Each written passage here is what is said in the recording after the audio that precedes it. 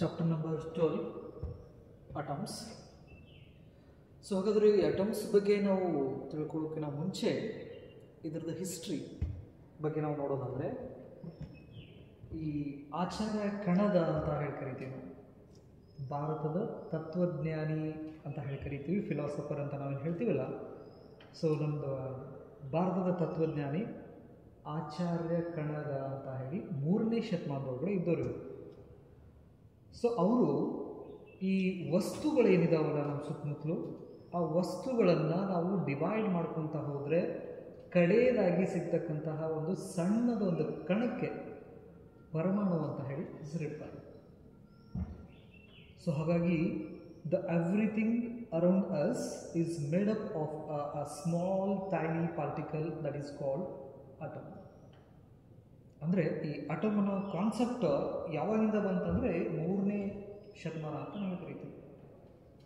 ಆವಾಗಿದ್ದಂತಹ ಭಾರತದ ತತ್ವಜ್ಞಾನಿ ಕಣದ ಅಂತ ಹೇಳಿ ಕರಿತೀವಿ, ಕಣ ಮಹರ್ಷಿ ಕೂಡ ಅಂತ ಹೇಳಿ ಕರಿತೀವಿ ನಾವು ನೆನಪಲ್ಲಿ. ಬಟ್ ಏನಪ್ಪ ಅಂತ ಹೇಳಿದರೆ, ದುರದೃಷ್ಟವಶ ಅವ್ರ ಹೆಸರನ್ನ ನಾವು ಬುಕ್ದಲ್ಲಿ ಜಾಸ್ತಿ ನೋಡೋಂಗಿಲ್ಲ.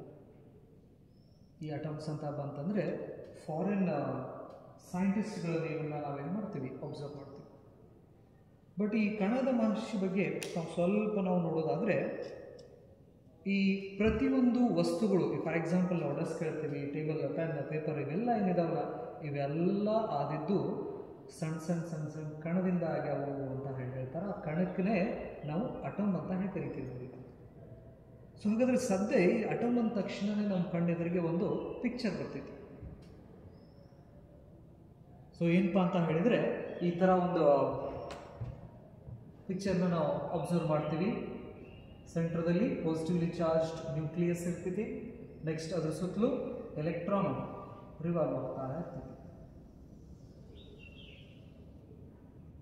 ಸೊ ಅಂದರೆ ಅಟಮ್ ಅಂದ ತಕ್ಷಣವೇ ನಮ್ಮ ಕಣ್ಣೆದುರಿಗೆ ಈ ಥರ ಒಂದು ಪಿಕ್ಚರ್ ಬರ್ತಿತ್ತು. ಹಾಗಾದರೆ ಈ ಪಿಕ್ಚರ್ ಬರಬೇಕಂದ್ರೆ ಇದ್ರ ಹಿಂದ್ಗಡೆ ಎಷ್ಟು ಜನ ವರ್ಕ್ ಮಾಡ್ಯಾರ, ಹೆಂಗೆ ವರ್ಕ್ ಮಾಡ್ಯಾರ ಅನ್ನೋದ್ರ ಬಗ್ಗೆ ಸ್ವಲ್ಪ ನಮಗೇನು ಗೊತ್ತಿರಬೇಕು, ಇನ್ಫಾರ್ಮೇಷನ್ಸ್. ಅಂದರೆ ಅದ್ರ ಬಗ್ಗೆ ನಾವು ಸ್ವಲ್ಪ ತಿಳ್ಕೊಳ್ಳೋದು ಅತಿ ಅವಶ್ಯಕ ಅಂತ ನಾವು ಕರಿತೀವಿ. ಹಾಗಾಗಿ ಈ ಅಟಮ್ ಅನ್ನೋದು ಸ್ಟಾರ್ಟ್ ಆಗಿದ್ದು 3ನೇ ಶತಮಾನದಿಂದ.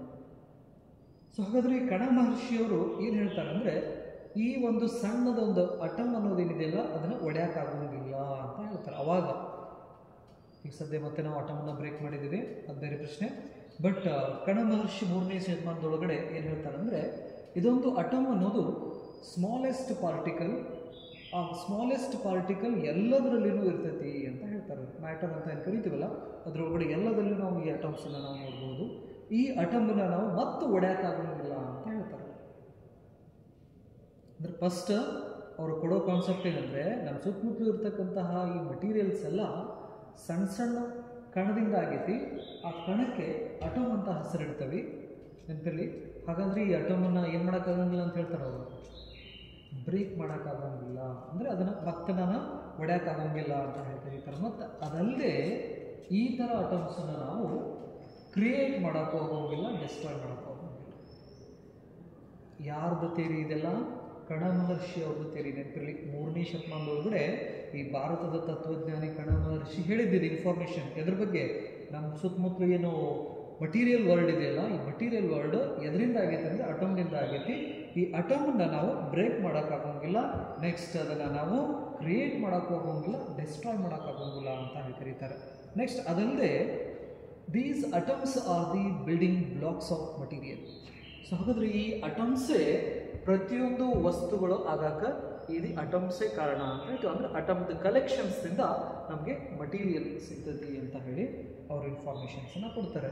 ಅದಲ್ಲದೆ ಈ ಸಣ್ಣ ಕಣನ ನಾವು ಬರಿಗಣ್ಣಿಂದ ನೋಡೋಕ್ಕಾಗೋಂಗಿಲ್ಲ. These small tiny particles we can't see with our bare eye. ಅಂದರೆ ನಮ್ಮ ಬರಿಗಣ್ಣಿಂದ ನಾವೇನು ಮಾಡೋಕ್ಕಾಗೋಂಗಿಲ್ಲ, ಈ ಅಟಮ್ಸನ್ನು ನೋಡೋಕ್ಕಾಗೋಂಗಿಲ್ಲ, ಕಾಣೋಂಗೂ ಇಲ್ಲ. ಅಟಮ್ ಅಷ್ಟು ಸಣ್ಣದ ಇರ್ತೈತಿ ಅಂತ ಹೇಳಿ ಕರೀತಾರೆ. ಹಾಗಾದರೆ ಈ ಅಟಮ್ದಲ್ಲಿ 2 ರೀತಿ ಸ್ಟೇಟ್ಸ್ ಇದಾವೆ ಅನ್ನೋದನ್ನು ಕೂಡ ತಿಳಿಸ್ಕೊಡ್ತಾರೆ ನಾವು. ಸೊ ಹಾಗಾದರೆ ಈ ಕಣ ಮಹರ್ಷಿ ಅವರು ಈ ಅಟಮ್ಸ್ ಬಗ್ಗೆ ಇಷ್ಟೆಲ್ಲ ಇನ್ಫಾರ್ಮೇಷನ್ನ ಕೊಡ್ತಾರೆ. ಒಂದು, the every matter is made up of a small particle is called atom, that is the smallest constituents of matter. ಮ್ಯಾಟರ್ದು ಅತಿ ಸಣ್ಣ ಕಣಕ್ಕೆ ಪರಮಾಣು ಅಂತ ಹೇಳ್ತಾರೆ ಅವರು. ಅವಾಗಿನ ಕಾಲದೊಳಗೆ ಅದಕ್ಕೆ ಹೆಸರು ಅಂತ ಹೇಳ್ತಾರೆ, ಪರಮಾಣು ಅಂತ ನಾವು ಕರೀತಾರೆ. ಸೊ ಹಾಗಾದರೆ ಇದು ಒಡ್ಯಾಕಾಗೋಂಗಿಲ್ಲ ಅಂತ ಹೇಳ್ತಾರೆ ಅವರು. ಇದನ್ನು ಮತ್ತೇನು ಮಾಡೋಕ್ಕಾಗಲ್ಲ, ಒಡ್ಯಾಕಾಗೋದಿಲ್ಲ, ಇದು ಕಣ್ಣಿಗೆ ಕಾಣೋಂಗಿಲ್ಲ. ನೆಕ್ಸ್ಟ್ ಇದನ್ನು ನಾವು ಕ್ರಿಯೇಟ್ ಮಾಡೋಕ್ಕೆ ಹೋಗೋಂಗಿಲ್ಲ, ಡಿಸ್ಟ್ರಾಯ್ ಮಾಡೋಕ್ಕಾಗೋಂಗಿಲ್ಲ ಅಂತ ಹೇಳ್ತಾರೆ. ಅದು ಅಲ್ಲದೆ ಈ ಅಟಮ್ ಹತ್ರ 2 ಸ್ಟೇಟ್ಸ್ ಇದೆ. ಒಂದು ರೆಸ್ಟ್ದಲ್ಲಿ, atom is at rest. The another one is atom is in motion. ಈ ಅಟಮ್ 2 ಸ್ಟೇಟ್ಸನ್ನ ಒಳಗೊಂಡೈತಿ ಅಂತ ಹೇಳ್ತಿರ್ತಾರ. ಮಟೀರಿಯಲ್ದಲ್ಲಿ ಇರ್ತಕ್ಕಂಥ ಅಟಮ್ಸು 2 ಸ್ಟೇಟ್ಸ್ದಲ್ಲಿ ನಾವು ನೋಡ್ಬೋದು. When the atoms are at rest and another state is when the atoms are in motion ಅಂತ ಹೇಳ್ತಾರೆ. ಈ ರೀತಿ 2 ಸ್ಟೇಟ್ಸನ್ನ ಏನಪ್ಪ ಅಂತ ಹೇಳಿದ್ರೆ ಹೊಂದಿದವು ಅಟಮ್ ಅನ್ನೋದನ್ನು ಈ ಕಣದ ಮಹರ್ಷಿಯವರು ತಿಳಿಸ್ಕೊಡ್ತಾರೆ. ಸೊ ಇದರಿಂದ ಈ ಮಾಲಿಕ್ಯೂಲ್ಸ್ ಯಾವ ರೀತಿ ಫಾರ್ಮೇಷನ್ ಆಗ್ತೈತಿ ಅನ್ನೋದು ಕೂಡ ನಾವು ತಿಳ್ಕೊಬಹುದಾಗಿತ್ತು. ಯಾವಾಗ ಇದು 3ನೇ ಶತಮಾನದ ಕಥೆ ಇದೆಲ್ಲ. ಇದು ನಮ್ಮದು ಇಂಡಿಯಾದೊಳಗಡೆ ಆಗಿದ್ದ ನೆನಪು. ಹಾಗಾಗಿ ನಮ್ಮದು ಇಂಡಿಯಾದ ಸಂಸ್ಕೃತಿ ಏನಿದೆಯಲ್ಲ ಬಹಳ ಹಳೆಯದು. ನೆಕ್ಸ್ಟು ನಾವು ಪೂರಾ ಸೈಂಟಿಫಿಕ್ ಆಗಿ ಹಿಂದೆ ಬದುಕ್ತಾ ಇದ್ರು. ಈಗೆಲ್ಲ ನಾವು ಅನ್ಸೈಂಟಿಫಿಕ್ ಬದುಕಾಕತ್ತೀವಿ, ಅದು ಬೇರೆ. ಬಟ್ ಹಿಂದವರೆಲ್ಲ ಸೈಂಟಿಫಿಕ್ ವೇದೊಳಗಡೆ ವಿಚಾರ ಮಾಡ್ತಿದ್ವಿ. ಸೈಂಟಿಫಿಕ್ ಲೈಫನ್ನು ಬದುಕಿ ಬಾಳಿ 100 ವರ್ಷ ಬಾಳಿದ್ರು ಅವರು. ಸೊ ಹಾಗಾಗಿ ಅವ್ರ ಲೈಫ್ ಟೈಮ್ ಎಲ್ಲ 100 ವರ್ಷ. ಬಟ್ ನಮ್ಮ ಈಗಿಂದು 50-60 ವರ್ಷ ಆಯ್ತಂದರೆ ಮುಗಿದು ಹೋಯ್ತು ಕತೆ, ರೈಟ್. ಇದು 3ನೇ ಶತಮಾನದ ಕತೆ ಇದು. ಬಟ್ ಏನಪ್ಪ ದುರಾದೃಷ್ಟವಶ ಏನಂತ ಹೇಳಿದ್ರೆ ಇದನ್ನು ನಾವು ಅಟಮ್ಸ್ದಲ್ಲಿ ಕಡಿಯೋದು ಬಹಳ ಕಡಿಮೆ. ಈ ಇನ್ಫಾರ್ಮೇಷನ್ ಯಾವುದು, ಈ ಕಣ ಮಹರ್ಷಿದ ಇನ್ಫಾರ್ಮೇಷನ್ಸ್ ಇಷ್ಟೆಲ್ಲ ಕೊಡ್ತಾರೆ ಅವ್ರು ನಮಗೆ.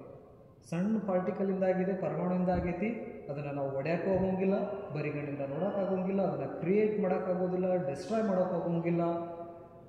ಅದು ರೆಸ್ಟ್ದಲ್ಲಿದ್ದಾಗ ಹೆಂಗಿರ್ತೈತಿ ಅನ್ನೋದನ್ನು ನಾವು ನೋಡ್ಬೋದು, ಸ್ಟಡಿ ಮಾಡ್ಬೋದು. ಮೋಷನ್ಸ್ದೊಳಗಡೆ ಇದ್ದಾಗ ಏನೆಲ್ಲ ಆಗ್ತೈತೆ ಅನ್ನೋದನ್ನು ಸ್ಟಡಿ ಮಾಡ್ಬೋದು ಅಂತ ಹೇಳಿ ಅವಾಗ ಹೇಳ್ತಾರೆ ಅವರು. ಅದರಿಂದ ಈ ಅಟಮ್ಸ್ಗಳ ಕೂಡಿ ಮಾಲಿಕ್ಯೂಲ್ ಫಾರ್ಮೇಷನ್ ಆಗೋದನ್ನು ಕೂಡ ಇನ್ಫಾರ್ಮೇಷನ್ 3ನೇ ಶತಮಾನದೊಳಗಡೆ ತಿಳಿಸ್ಕೊಡ್ತಾರೆ ನಮಗೆ.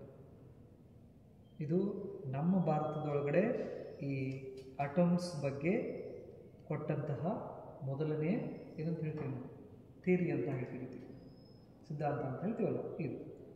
ಇದಾದ ನಂತರ ಎಷ್ಟು ವರ್ಷಗಳ ನಂತರ ಅಂದರೆ 19ನೇ ಶತಮಾನಕ್ಕೆ ಬರ್ತೀವಿ ನಾವು. ಒಮ್ಮಿಕೆಲಿ ನಮ್ಮ ಇಂಡಿಯಾದೊಳಗಡೆ ಆಲ್ರೆಡಿ 3ನೇ ಶತಮಾನದೊಳಗಡೆ ಎಲ್ಲ ಹೇಳ್ಬಿಟ್ಟಾರೆ ಇದ್ರ ಬಗ್ಗೆ ಇನ್ಫಾರ್ಮೇಷನ್ನು. 19ನೇ ಶತಮಾನದಲ್ಲಿ ಜಾನ್ ಡಾಲ್ಟನ್ ಅಂತ ಹೇಳ್ತೀವಿ, ಡಾಲ್ಟನ್ ಥಿಯರಿ ಆಫ್ ಅಟಮ್ ಅಂತ ಹೇಳ್ತೀವಿ, ಆ ಡಾಲ್ಟನ್ಸ್ ಅಟಮಿಕ್ ಥಿಯರಿ ಅಂತ ಕರೀತೀವಿ.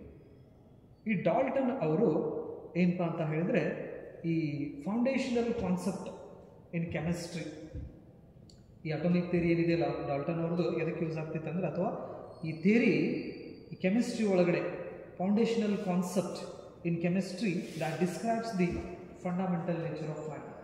ಅಂದರೆ ಇವರು ಕೆಮಿಸ್ಟ್ರಿ ದೃಷ್ಟಿ ಒಳಗಡೆ ಏನು ಮಾಡ್ತಾರೆ, ವಿಚಾರ ಮಾಡ್ತಾರೆ ಅವರು ಡಾಲ್ಟನ್ ಅನ್ನೋದು. ಇದೆಲ್ಲ ಹಿಸ್ಟ್ರಿ ಇದು ಅಟಮ್ ಬಗ್ಗೆ, ಹೆಂಗೆ ಅಟಮ್ ಬಗ್ಗೆ ಕಾನ್ಸೆಪ್ಟ್ ಡೆವಲಪ್ ಆಗೋಂತ ಬಂತು ಅಂತ ಹೇಳಿ. ಈ ಡಾಲ್ಟನ್ ಅವ್ರು ಏನು ಮಾಡ್ತಾರೆ ಅಂತ ಹೇಳಿದರೆ ಈ ಫಂಡಮೆಂಟಲ್ ನೇಚರ್, ಪ್ರತಿಯೊಂದು ಮ್ಯಾಟರ್ದು ಫಂಡಮೆಂಟಲ್ ನೇಚರ್ಸ್ ಬಗ್ಗೆ ಸ್ಟಡಿ ಮಾಡಬೇಕಾದ್ರೆ ಈ ಕಾನ್ಸೆಪ್ಟನ್ನು ಕೊಡ್ತಾರೆ. ಏನಂತ ಹೇಳಿ, the everything in the nature is made up of a small constituents or a small teeny particle is called atom ಅಂತ ಹೇಳ್ತಿರ್ತಾರೆ. ಸೊ ಹಾಗಾದರೆ ಈ ಅಟಮ್ನ ಅವರು ಕೂಡ ಏನಂತ ಹೇಳ್ತಾರೆ, ಇದು ಸ್ಮಾಲ್ ಪಾರ್ಟಿಕಲ್, ಇದನ್ನು ಒಡ್ಯಾಕಾಗೋಂಗಿಲ್ಲ, ಮತ್ತು ಅದನ್ನು ಏನು ಮಾಡೋಕ್ಕಾಗಿಲ್ಲ, ಡಿವೈಡ್ ಮಾಡೋಕ್ಕಾಗೋಂಗಿಲ್ಲ ಅಂತ ಹೇಳಿ ಅವರು ಕೂಡ ಹೇಳ್ತಾರೆ. ನೆಕ್ಸ್ಟ್ ಹಾಗಲ್ಲದೆ ಈ ಥರ ಅಟಮ್ಸು ಒಂದು ಎಲಿಮೆಂಟನ್ನು ನಾವು ಕನ್ಸಿಡರ್ ಮಾಡಿದರೆ, ಫಾರ್ ಎಕ್ಸಾಂಪಲ್ ಈಗ ನಾವು ಹೈಡ್ರೋಜನ್ ಕನ್ಸಿಡರ್ ಮಾಡಿದರೆ ಅಥವಾ ಆಕ್ಸಿಜನ್ ಕನ್ಸಿಡರ್ ಮಾಡಿದ್ರೆ, ವಿ ಹ್ಯಾವ್ 118 ಎಲಿಮೆಂಟ್ಸ್, 118 ಎಲಿಮೆಂಟ್ಸ್ ಅದಾವೆ. ಪಿರಿಯಾಡಿಕ್ ಟೇಬಲ್ ಸ್ಟಡಿ ಮಾಡಿಲ್ಲ ನಾವು, 118 ಎಲಿಮೆಂಟ್ಸು. ಈಗ ಒಂದು ಎಲಿಮೆಂಟ್, ಅದರಲ್ಲಿ ಒಂದು ಎಲಿಮೆಂಟನ್ನು ನಾವು ಕನ್ಸಿಡರ್ ಮಾಡಿದರೆ ಆ ಒಂದು ಎಲಿಮೆಂಟ್ದಲ್ಲಿ ಇರತಕ್ಕಂತಹ ಅಟಮ್ಗಳು ಸಿಮಿಲರ್ ಆಗಿರ್ತವೆ, ಐಡೆಂಟಿಕಲ್ ಅಟಮ್ಸ್ ಅಂತ ನಾವು ಕರಿತೀವಿ. ಫಾರ್ ಎಕ್ಸಾಂಪಲ್ ನಾನೀಗ ಪ್ಯೂರ್ ಆಕ್ಸಿಜನ್ ತೊಗೊಂಡ್ರೆ all oxygen atoms are identical and their mass and properties are also same. ನಾ ಕಲೆಕ್ಷನ್ ಆಫ್ ಈಗ ಆಕ್ಸಿಜನ್ನ ನಾವು ತೊಗೊಂಡಿಪ್ಪ ಅಂತ ಹೇಳಿದರೆ ಆ ಆಕ್ಸಿಜನ್ಸದು ಪ್ರತಿಯೊಂದು ಅಟಮ್ಸದ್ದು ಮಾಸ್ ಆಗಿರ್ಬೋದು, ಪ್ರಾಪರ್ಟೀಸ್ ಆಗಿರ್ಬೋದು ಸೇಮೇ ಇರ್ತಾವೆ.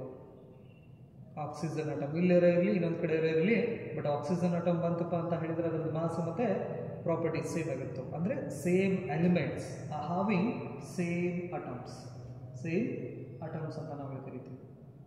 ಇನ್ನು ಬೇರೆ ಬೇರೆ ಎಲಿಮೆಂಟ್ಸನ್ನು ನಾವು ತಗೊಂಡ್ರೆ, so different elements are having different atoms, different mass and different properties. Like ಬೇರೆ ಬೇರೆ 118 ಎಲಿಮೆಂಟ್ಸ್ದಲ್ಲಿ ಬೇರೆ ಬೇರೆ ಎಲಿಮೆಂಟ್ಸನ್ನು ನಾವು ಕನ್ಸಿಡರ್ ಮಾಡಿದ್ವಿ. ಅಂದರೆ ಈಗ ಒಂದೇ ಎಲಿಮೆಂಟನ್ನು ನಾವು ತಗೊಂಡ್ರೆ, ಒಂದು ಎಲಿಮೆಂಟನ್ನು ನಾವು ಕನ್ಸಿಡರ್ ಮಾಡಿದರೆ ಈ ಒಂದು ಎಲಿಮೆಂಟ್ದಲ್ಲಿ ಇರ್ತಕ್ಕಂತಹ ಪ್ರತಿಯೊಂದು ಅಟಮ್ಸು ಏನಾಗಿರ್ತಾವೆ, ಐಡೆಂಟಿಕಲ್ ಆಗಿರ್ತಾವೆ, ಸೇಮ್ ಇರ್ತಾವೆ. ಅದರ ಮಾಸ್ ಇರ್ಬೋದು ಮತ್ತು ಪ್ರಾಪರ್ಟಿ ಇರ್ಬೋದು. ಒಂದು ಎಲಿಮೆಂಟದ ಒಂದು ಅಟಮ್, ಅದೇ ಎಲಿಮೆಂಟದ ಇನ್ನೊಂದು ಅಟಮ್ನ ನಾವು ಕನ್ಸಿಡರ್ ಮಾಡಿದರೆ ಇವೆರಡೂ ಅಟಮ್ಸದ್ದು ಮಾಸು ಮತ್ತು ಪ್ರಾಪರ್ಟೀಸ್ ಏನಾಗಿರ್ತಾವೆ, ಸೇಮ್ ಇರ್ತೈತಿ ಅಂತ ಹೇಳ್ತಾರೆ. ಅದೇ ಬೇರೆ ಬೇರೆ ಎಲಿಮೆಂಟ್ಸನ್ನು ಕನ್ಸಿಡರ್ ಮಾಡಿದರೆ the atoms are having different mass and different properties. ಬೇರೆ ಬೇರೆ ಎಲಿಮೆಂಟ್ಸನ್ನು ನಾವು ಕನ್ಸಿಡರ್ ಮಾಡಿದರೆ ಈ ಥರ ಒಂದಿಷ್ಟು ಪಾಯಿಂಟ್ಸನ್ನು ಕೊಡ್ತಾರೆ. ಸೊ ಹಾಗೆ ಈ ಡಾಲ್ಟನ್ ಥಿಯರಿ ಪ್ರಕಾರ ಕೆಲವೊಂದಿಷ್ಟು ಕೀ ಪಾಯಿಂಟ್ಸನ್ನು ನಾವು ನೋಡೋದಾದರೆ, the first point is all matter is composed of atoms. ಪ್ರತಿಯೊಂದು ಮ್ಯಾಟರು ಎದರಿಂದ ಆಗೈತಿ, ಅಟಮ್ಸ್ದಿಂದ ಆಗೈತಿ ಅನ್ನೋದು ಮೊದಲನೇ ಇನ್ಫಾರ್ಮೇಷನ್ಸ್. ಯಾವ ಥಿಯರಿ ಪ್ರಕಾರ ಇದು? ಡಾಲ್ಟನ್ ಥಿಯರಿ ಪ್ರಕಾರ ನೆನಪಲ್ಲಿ. ಯಾಕಂದರೆ ನಮ್ಮದು ಅಟಮ್ ಥಿಯರಿ ಸ್ಟಾರ್ಟ್ ಆಗೋದೇ ಡಾಲ್ಟನ್ ಥಿಯರಿದಿಂದ, ಕಣದ ಮಹರ್ಷಿದಿಂದ ಸ್ಟಾರ್ಟ್ ಆಗೋಂಗಿಲ್ಲ. ಬಟ್ ನಾವೆಲ್ಲ ಬುಕ್ಕನ್ನು ಏನು ನೋಡ್ತೀವಲ್ಲ, ಈಗ ಸ್ಟಾರ್ಟ್ ಆಗೋದು ಎಲ್ಲಿಂದ? ಡಾಲ್ಟನ್ ಥಿಯರಿಯಿಂದ. ಬಟ್ ಅವ್ರು ಡಾಲ್ಟನ್ ಅವ್ರು ಬರೋಕ್ಕಿಂತ ಮುಂಚೆ ನಮ್ಮ ಆಚಾರ್ಯರಾದಂಥ ಕಣ ಮಹರ್ಷಿಯವರು ಅಟಮ್ಸ್ ಬಗ್ಗೆ ಹೇಳಿಬಿಟ್ಟಾರೆ ಆಲ್ರೆಡಿ. ಬಟ್ ಆ ವಿಷಯಸನ್ನು ನಾವು ಬುಕ್ಕದಲ್ಲಿ ನೋಡೋಂಗಿಲ್ಲ. ಅದನ್ನು ಮರೆಮಾಚಿ ಡಾಲ್ಟನ್ನಿಂದ ನಾವು ಸ್ಟಾರ್ಟ್ ಮಾಡ್ಕೋತೀವಿ. ಯಾಕಂದರೆ ಈ ಹಿಂದೆ ಬ್ರಿಟಿಷರೆಲ್ಲ ಆಳಿದ್ರು ನಮ್ಮನ್ನು 200 ವರ್ಷ ಆದಾಗ ನಮ್ಮಲ್ಲಿದ್ದಂತಹ ಕಲೆ, ಸಂಸ್ಕೃತಿ, ಸಾಹಿತ್ಯ, ವಿಜ್ಞಾನ ಇವರದೆಲ್ಲ ಗ್ರಂಥಗಳನ್ನು ಏನು ಮಾಡಿದ್ರು, ಅವರು ತಗೊಂಡು ಹೋದರು, ಆಕ್ರಮಣ ಮಾಡಿದರು, ಎಲ್ಲ ಆಕ್ಯುಪೈ ಮಾಡಿಕೊಂಡು ಅವ್ರ ಕಡೆ ತೊಗೊಂಡು ಹೋಗಿ ಅದನ್ನು ಹೊಳ್ಳಿ ಸ್ಟಡಿ ಮಾಡಿ ಮತ್ತೆ ಅವ್ರ ಬುಕ್ ರೆಡಿ ಮಾಡಿ ಪಬ್ಲಿಷ್ ಮಾಡೋಕ್ಕೆ ಸ್ಟಾರ್ಟ್ ಮಾಡಿದರು. ಸೊ ಹಾಗಾಗಿ ಅವ್ರ ಹೆಸರನ್ನ ಹಾಕೊಂಡ್ಬಿಟ್ಟರು. ಅದು ನಮ್ಮ ದುರಾದೃಷ್ಟ. ಓಕೆ, ಸರಿ. ಹಾಗಾದರೆ ಈ ಡಾಲ್ಟನ್ ಥಿಯರಿ ಪ್ರಕಾರ ಕೆಲವೊಂದಿಷ್ಟು ಕೀ ಪಾಯಿಂಟ್ಸನ್ನು ನೋಡೋದಾದರೆ, the first point is all matter is composed of atoms. Atoms of same element are identical. Atoms of same elements are identical. Next, atoms of different elements are different. Different element ತೊಗೊಂಡ್ರೆ atom different ಆಗೇ ಇರ್ತೈತಿ. Next, atoms are not created or destroyed in chemical reactions. ಅಟಮ್ಸನ್ನು ನಾವು chemical ರಿಯಾಕ್ಷನ್ಸ್ದಲ್ಲಿ create ಮಾಡೋಕ್ಕೂ ಹೋಗೋಂಗಿಲ್ಲ, destroy ಮಾಡೋಕ್ಕೂ ಹೋಗೋಂಗಿಲ್ಲ ನೆನಪಲ್ಲಿ. Next, atoms can combined in simple ratios. ಅಟಮ್ಸನ್ನು ನಾವೇನು ಮಾಡ್ಬೋದು, ಕೆಮಿಕಲ್ ರಿಯಾಕ್ಷನ್ಸ್ನಲ್ಲಿ ಕಂಬೈನ್ ಕೂಡ ನಾವೇನು ಮಾಡ್ಬೋದು ಅಂತ ಹೇಳ್ತಾರೆ. ಸೊ ಹಾಗಾಗಿ ಇವೆಲ್ಲ ಏನಪ್ಪ ಅಂತ ಹೇಳಿದರೆ, ಈ ಡಾಲ್ಟನ್ ಥಿಯರಿ ಕೂಡ ಒಂದು ಈ ಅಟಮ್ ಬಗ್ಗೆ ಹೇಳ್ತಕ್ಕಂಥ ಒಂದು ಫ್ರೇಮ್ ವರ್ಕ್ ಅಂತ ನಾವು ಕರಿತೀವಿ. ಅಟಮ್ ಅಂದರೆ ಏನು, ಹೆಂಗಿರ್ತೈತಿ, ಅದರದ್ದು ಪ್ರಾಪರ್ಟೀಸ್ ಏನು ಅನ್ನೋದ್ರ ಬಗ್ಗೆ ವಿಚಾರ ಮಾಡಿದಾಗ ಇಷ್ಟೆಲ್ಲ ನಾವು ನೋಡಬೇಕಾಗ್ತೈತಿ. ಸೊ ಹಾಗಾಗಿ ಈ ಡಾಲ್ಟನ್ ಥಿಯರಿ ಆದಮೇಲೆ ನಮಗೆ ಮೊದಲು ಬರತಕ್ಕಂತಹ ಒಂದು ಕಾನ್ಸೆಪ್ಟ್ ಯಾವುದಪ್ಪ ಅಂತ ಹೇಳಿದರೆ, ಜೆ ಥಾಮ್ಸನ್ ಅಟಾಮಿಕ್ ಮಾಡೆಲ್ ಅಂತ ನಾವು ಕರಿತೀವಿ. ಇದೆಲ್ಲ ಹಿಸ್ಟ್ರಿ ಇದು. ಓಕೆ, ಸೊ ಹಾಗಾದರೆ ಡಾಲ್ಟನ್ ಥಿಯರಿ ಆದಮೇಲೆ ನೆಕ್ಸ್ಟ್ ಯಾರು ಬರ್ತಾರೆ ಅಂದರೆ ಜೆ ಥಾಮ್ಸನ್ ಬರ್ತಾರೆ.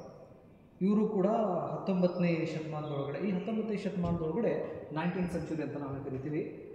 So in 19th century they perform lot of enough experiments and they collected enough information about the atoms. So ಈ ಅಟಮ್ಸ್ ಬಗ್ಗೆ 19ನೇ ಶತಮಾನದೊಳಗಡೆ ಸಾಕಷ್ಟು ಎಕ್ಸ್ಪೆರಿಮೆಂಟ್ಸನ್ನು ಮಾಡ್ತಾರೆ ನೆನಪಿರಲಿ. ಅದರಲ್ಲಿ ಜೆ ಥಾಮ್ಸನ್ ಅನ್ನೋ ಸೈಂಟಿಸ್ಟ್ ಕೂಡ ಸಿಕ್ಕಾಪಟ್ಟೆ ಎಕ್ಸ್ಪೆರಿಮೆಂಟ್ಸನ್ನು ಮಾಡಿದ ಮೇಲೆ ಕೆಲವೊಂದಿಷ್ಟು ಪಾಯಿಂಟ್ಸನ್ನು ಅವರು ತಿಳಿಸ್ತಾರೆ. On experimental basis they reveal some important information about the atoms. Electrical discharge ಅಂತ ನಾವು ಕರಿತೀವಿ. ಸೊ ಅಂದರೆ electrical discharge through the gases. ಒಂದು ಚೇಂಬರ್ದೊಳಗಡೆ ಗ್ಯಾಸನ್ನು ನಾವು ಫಿಲ್ ಮಾಡಿ ಎಲೆಕ್ಟ್ರಿಕಲ್ ಡಿಸ್ಚಾರ್ಜನ್ನು ನಾವು ಮಾಡಿದ್ರೆ ಗ್ಯಾಸ್ ಚೇಂಬರ್, ಗ್ಯಾಸನ್ನು ಫಿಲ್ ಮಾಡ್ತೀವಿ ನಾವಿಲ್ಲಿ, ಗ್ಯಾಸ್ ಫಿಲ್ ಮಾಡಿ ಎಲೆಕ್ಟ್ರಿಕ್ ಡಿಸ್ಚಾರ್ಜ್,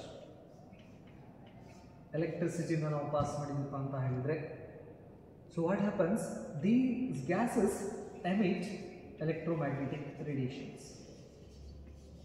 ಈ ಗ್ಯಾಸ್ ಚೇಂಬರ್ ಏನಿದೆಯಲ್ಲ, ಈ ಗ್ಯಾಸ್ ಚೇಂಬರ್ದಲ್ಲಿ ಕೆಲವೊಂದಿಷ್ಟು ಫ್ಲಾಶಸ್ ಬರ್ತಾವೆ ನಮಗೆ, ಅದನ್ನು ನಾವು ಎಲೆಕ್ಟ್ರೋಮ್ಯಾಗ್ನೆಟಿಕ್ ವೇವ್ ಅಂತ ನಾವು ಕರಿತೀವಿ. ಸೊ ಹಾಗಾದರೆ when we pass these electromagnetic waves in a prism we get what, a spectrum on A screen. ಈ ಥರ ನಮಗೆ ಒಂದು ಸ್ಪೆಕ್ಟ್ರಮ್ ಸಿಗ್ತೈತಿ. ಏನು, ಒಂದು ಗ್ಯಾಸ್ ಚೇಂಬರ್ದಲ್ಲಿ ನಾವು ಎಲೆಕ್ಟ್ರಿಕ್ ಡಿಸ್ಚಾರ್ಜನ್ನು ಮಾಡಿದಪ್ಪ ಅಂತ ಹೇಳಿದರೆ ನಮಗೆ ಒಂದು ಫ್ಲ್ಯಾಶ್ ಲೈಟ್ ಬರ್ತೈತಿ. ಆ ಫ್ಲ್ಯಾಶ್ ಲೈಟನ್ನು ನಾವು ಪ್ರಿಸಮ್ದಲ್ಲಿ ಏನಾದರೂ ಪಾಸ್ ಮಾಡಿದ್ರೆ we can observe a spectrum. ಇದನ್ನು ನಾವು ಆಪ್ಟಿಕ್ಸ್ ಒಳಗಡೆನೂ ಕೂಡ ನೋಡ್ತೀವಿ ನಾವು, ವಿಸಿಬಲ್ ಸ್ಪೆಕ್ಟ್ರಮ್. ಈ ರೇನ್ಬೋ ಫಾರ್ಮೇಷನ್ ಅಂತ ಹೇಳ್ತೀವಲ್ಲ, ಕಾಮನ್ ಬಿಲ್ಲು ಹೆಂಗೆ 7 ಕಲರ್ ಕಾಣಿಸ್ತಿಲ್ಲ, that is a spectrum, collection of or a band of colours ಅಂತ ನಾವು ಕರಿತೀವಿ. So here this one is the spectrum. ಈ ಥರ ನಮಗೆ ಇಲ್ಲಿ line emission spectrum and line absorption spectrum ಅಂತ ಹೇಳಿ 2 ರೀತಿ ಸ್ಪೆಕ್ಟ್ರಮ್ಸನ್ನು ನಾವು ಅಬ್ಸರ್ವ್ ಮಾಡ್ತೀವಿ. ಸೊ ಹಾಗಾದರೆ ಇವೆಲ್ಲ ಎಕ್ಸ್ಪೆರಿಮೆಂಟ್ಸು ಎದಕ್ಕೆ ನಾಂದಿ ಹಾಡ್ತಿತ್ತಪ್ಪ ಅಂತ ಹೇಳಿದರೆ ಈ ಅಟಮ್ ಬಗ್ಗೆ ನಾಂದಿ ಹಾಡ್ತಿದ್ದೆ. ಅಂದರೆ ಇನ್ಫಾರ್ಮೇಷನ್ಸನ್ನ ಕೊಡಕ್ಕೆ ಮಾಡುವಂತಹ ಎಕ್ಸ್ಪೆರಿಮೆಂಟ್ಸ್ ಇವೆಲ್ಲ ಜೆ ಥಾಮ್ಸನ್ ಅಟೋಮಿಕ್ ಮಾಡೆಲ್ ಅಂತ ನಾವು ಕರಿತೀವಿ. ಸೊ ಹಾಗಾದರೆ ಈ ಜೆ ಥಾಮ್ಸನ್ ಅಟೋಮಿಕ್ ಮಾಡೆಲ್ ಪ್ರಕಾರ ಈ ಡಿಸ್ಚಾರ್ಜ್ ಎಕ್ಸ್ಪೆರಿಮೆಂಟ್ಸಿಂದ ಏನೇನು ಇನ್ಫಾರ್ಮೇಷನ್ಸ್ ನಮಗೆ ಗೊತ್ತಾದಂದರೆ, atoms of different elements contains negatively charge constituents that are identical for all atoms ಅಂತ ಹೇಳ್ತಾರೆ.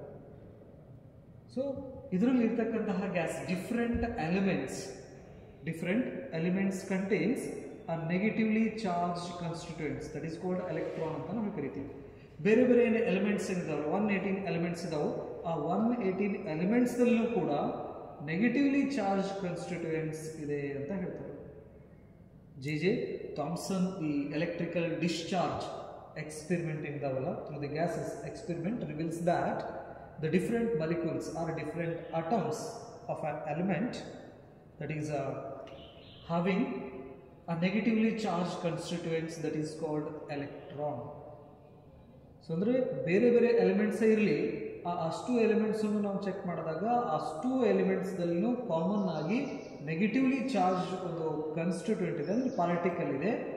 ಆ ಪಾರ್ಟಿಕಲ್ಗೆ ನಾವು ಎಲೆಕ್ಟ್ರಾನ್ ಅಂತ ನಾವು ಕರಿತೀವಿ. ಈ ಪಾರ್ಟಿಕಲ್ ಎಲ್ಲ ಅಟಮ್ಸ್ದಲ್ಲಿನೂ ಬೇಕಾದಂತಹ ಎಲಿಮೆಂಟ್ ಇರಲಿ, ಆ ಎಲಿಮೆಂಟ್ಸ್ದ ಪ್ರತಿಯೊಂದು ಅಟಮ್ಸ್ದಲ್ಲೂ ಕೂಡ ಇದು ಸೇಮ್ ಇರ್ತೈತಿ, ಇದೇನು ಚೇಂಜ್ ಆಗೋಂಗಿಲ್ಲ ಅಂತ ಹೇಳ್ತಾರೆ. ಅದಕ್ಕೆ ಎಲೆಕ್ಟ್ರಾನ್ ಅಂತ ಹೆಸರಿರ್ತಾರೆ. ಸೊ ಹಾಗಾದರೆ ಎಲೆಕ್ಟ್ರಾನ್, ಈಗ ನಾನು ಹೈಡ್ರೋಜನ್ ತೊಗೊಂಡ್ರೆ ಎಲೆಕ್ಟ್ರಾನ್ ಸೇಮೇ, ನಾನು ಆಕ್ಸಿಜನ್ ತೊಗೊಂಡ್ರು ಎಲೆಕ್ಟ್ರಾನ್ ಏನಿರ್ತೈತಿ, ಸೇಮ್ ಇರ್ತೈತಿ. ನೆನಪಿರಲಿ, that is a negatively charge constituent ಅಂತ ನಾವು ಕರಿತೀವಿ. ಸೊ ಅಂದರೆ ಬೇರೆ ಬೇರೆ ಎಲಿಮೆಂಟ್ಸನ್ನು ನಾವು ತೊಗೊಂಡು ಎಕ್ಸ್ಪೆರಿಮೆಂಟ್ಸ್ ಮಾಡಿದಾಗಲೂ ಕೂಡ ನಮಗೆ ಆ ನೆಗೆಟಿವ್ಲಿ ಚಾರ್ಜದು ಏನು ಕ್ಯಾರೆಕ್ಟರ್ ಬರ್ತಾವಲ್ಲ ಸೇಮ್ ಬರ್ತಾವೆ. ಹಾಗಾಗಿ ಏನು ಕನ್ಕ್ಲೂಷನಿಗೆ ಬರ್ತಾರವರು, the different elements are having a different atoms, but in that atom negatively charged particle is there, that particle will remain same. So ಅಂದರೆ ಎಲಿಮೆಂಟ್ ಬೇರೆ ಬೇರೆ ಎಲಿಮೆಂಟ್ಸ್ ತಗೋತೀವಿ ನಾವು, ಒಂದು ಎಲಿಮೆಂಟು, ನೆಕ್ಸ್ಟು ಇನ್ನೊಂದು ಎಲಿಮೆಂಟು, 2 ಎಲಿಮೆಂಟ್ ತೊಗೋತೀವಿ ನಾವು. ಹಾಗಾದರೆ ಇದ್ರಾಗಿಂದ ಒಂದು ಅಟಮ್ ತೊಗೋತೀನಿ, ನೆಕ್ಸ್ಟ್ ಇದ್ರಾಗಿಂದ ಒಂದು ಅಟಮ್ ತೊಗೋತೀನಿ. ಎಲಿಮೆಂಟ್ ಡಿಫ್ರೆಂಟ್ ಆಯ್ತು ಅಂದರೆ ಅಟಮ್ ಕೂಡ ಏನಾಗ್ತಾವೆ, ಡಿಫ್ರೆಂಟ್ ಆಗ್ತೈತಿ. Mass and property of these atoms will different. But ಈ ಅಟಮ್ದಲ್ಲಿ ಇರ್ತಕ್ಕಂತಹ ನೆಗೆಟಿವ್ಲಿ ಚಾರ್ಜ್ ಪಾರ್ಟಿಕಲ್ನ ತಗೊಂಡ್ರೆ, ನೆಗೆಟಿವ್ಲಿ ಚಾರ್ಜ್ಡ್ ಪಾರ್ಟಿಕಲ್, ಈ ಅಟಮ್ದಲ್ಲಿರ್ತಕ್ಕಂತಹ ನೆಗೆಟಿವ್ಲಿ ಚಾರ್ಜ್ ಪಾರ್ಟಿಕಲ್ಲು ಈ ಅಟಮ್ದಲ್ಲಿರ್ತಕ್ಕಂತಹ ನೆಗೆಟಿವ್ಲಿ ಚಾರ್ಜ್ ಪಾರ್ಟಿಕಲ್ ಸೇಮ್ ಇರ್ತತಿ ಅಂತ ಹೇಳ್ತಾರೆ. ಎಲಿಮೆಂಟ್ ಬೇರೆ ಬೇರೆ, ಅಟಮ್ಸ್ ಕೂಡ ಬೇರೆ ಬೇರೆ, ಬಟ್ ಈ ಅಟಮ್ದಲ್ಲಿರ್ತಕ್ಕಂತಹ negatively charge particle that is called electron. ಈ ಎಲೆಕ್ಟ್ರಾನ್ ಎಲ್ಲ ಅಟಮ್ಸ್ದಲ್ಲಿನೂ ಒಂದೇ ರೀತಿ ಇರ್ತೈತಿ ಅಂತ ಹೇಳ್ತಾರೆ. 118 ಎಲಿಮೆಂಟ್ಸ್ ತೊಗೊಂಡ್ರೂ ಕೂಡ 118 ಥರ ನಮ್ಗೆ ಅಟಮ್ಸ್ ಸಿಗ್ತಾವೆ. ಬಟ್ ಆ 118 ಥರದ ಅಟಮ್ಸ್ದೊಳಗಡೆ ಇರ್ತಕ್ಕಂಥ ಎಲೆಕ್ಟ್ರಾನ್ ಸೇಮ್, ಅದೇನು ಚೇಂಜ್ ಆಗೋಂಗಿಲ್ಲ ಅಂತ ಹೇಳ್ತಾರೆ. Right. Next, atom is electrically neutral. So if I consider hydrogen ಅಟಮ್ನ ನಾವು ಕನ್ಸಿಡರ್ ಮಾಡಿದರೆ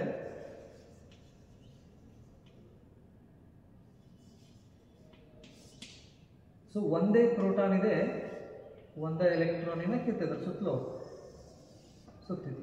ಹೌದಾ? This is the simple element to understand the concept. So ಹಾಗಾದರೆ the atom is electrically neutral. What it means, the number of negative charges and the number of positive charges are equal in magnitude ಅಂತ ನಾವು ಕರಿತೀವಿ. So ಅಂದರೆ ಇಲ್ಲಿ ಎಷ್ಟು negative charges ಇರ್ತಾವಲ್ಲ, negatively charge particle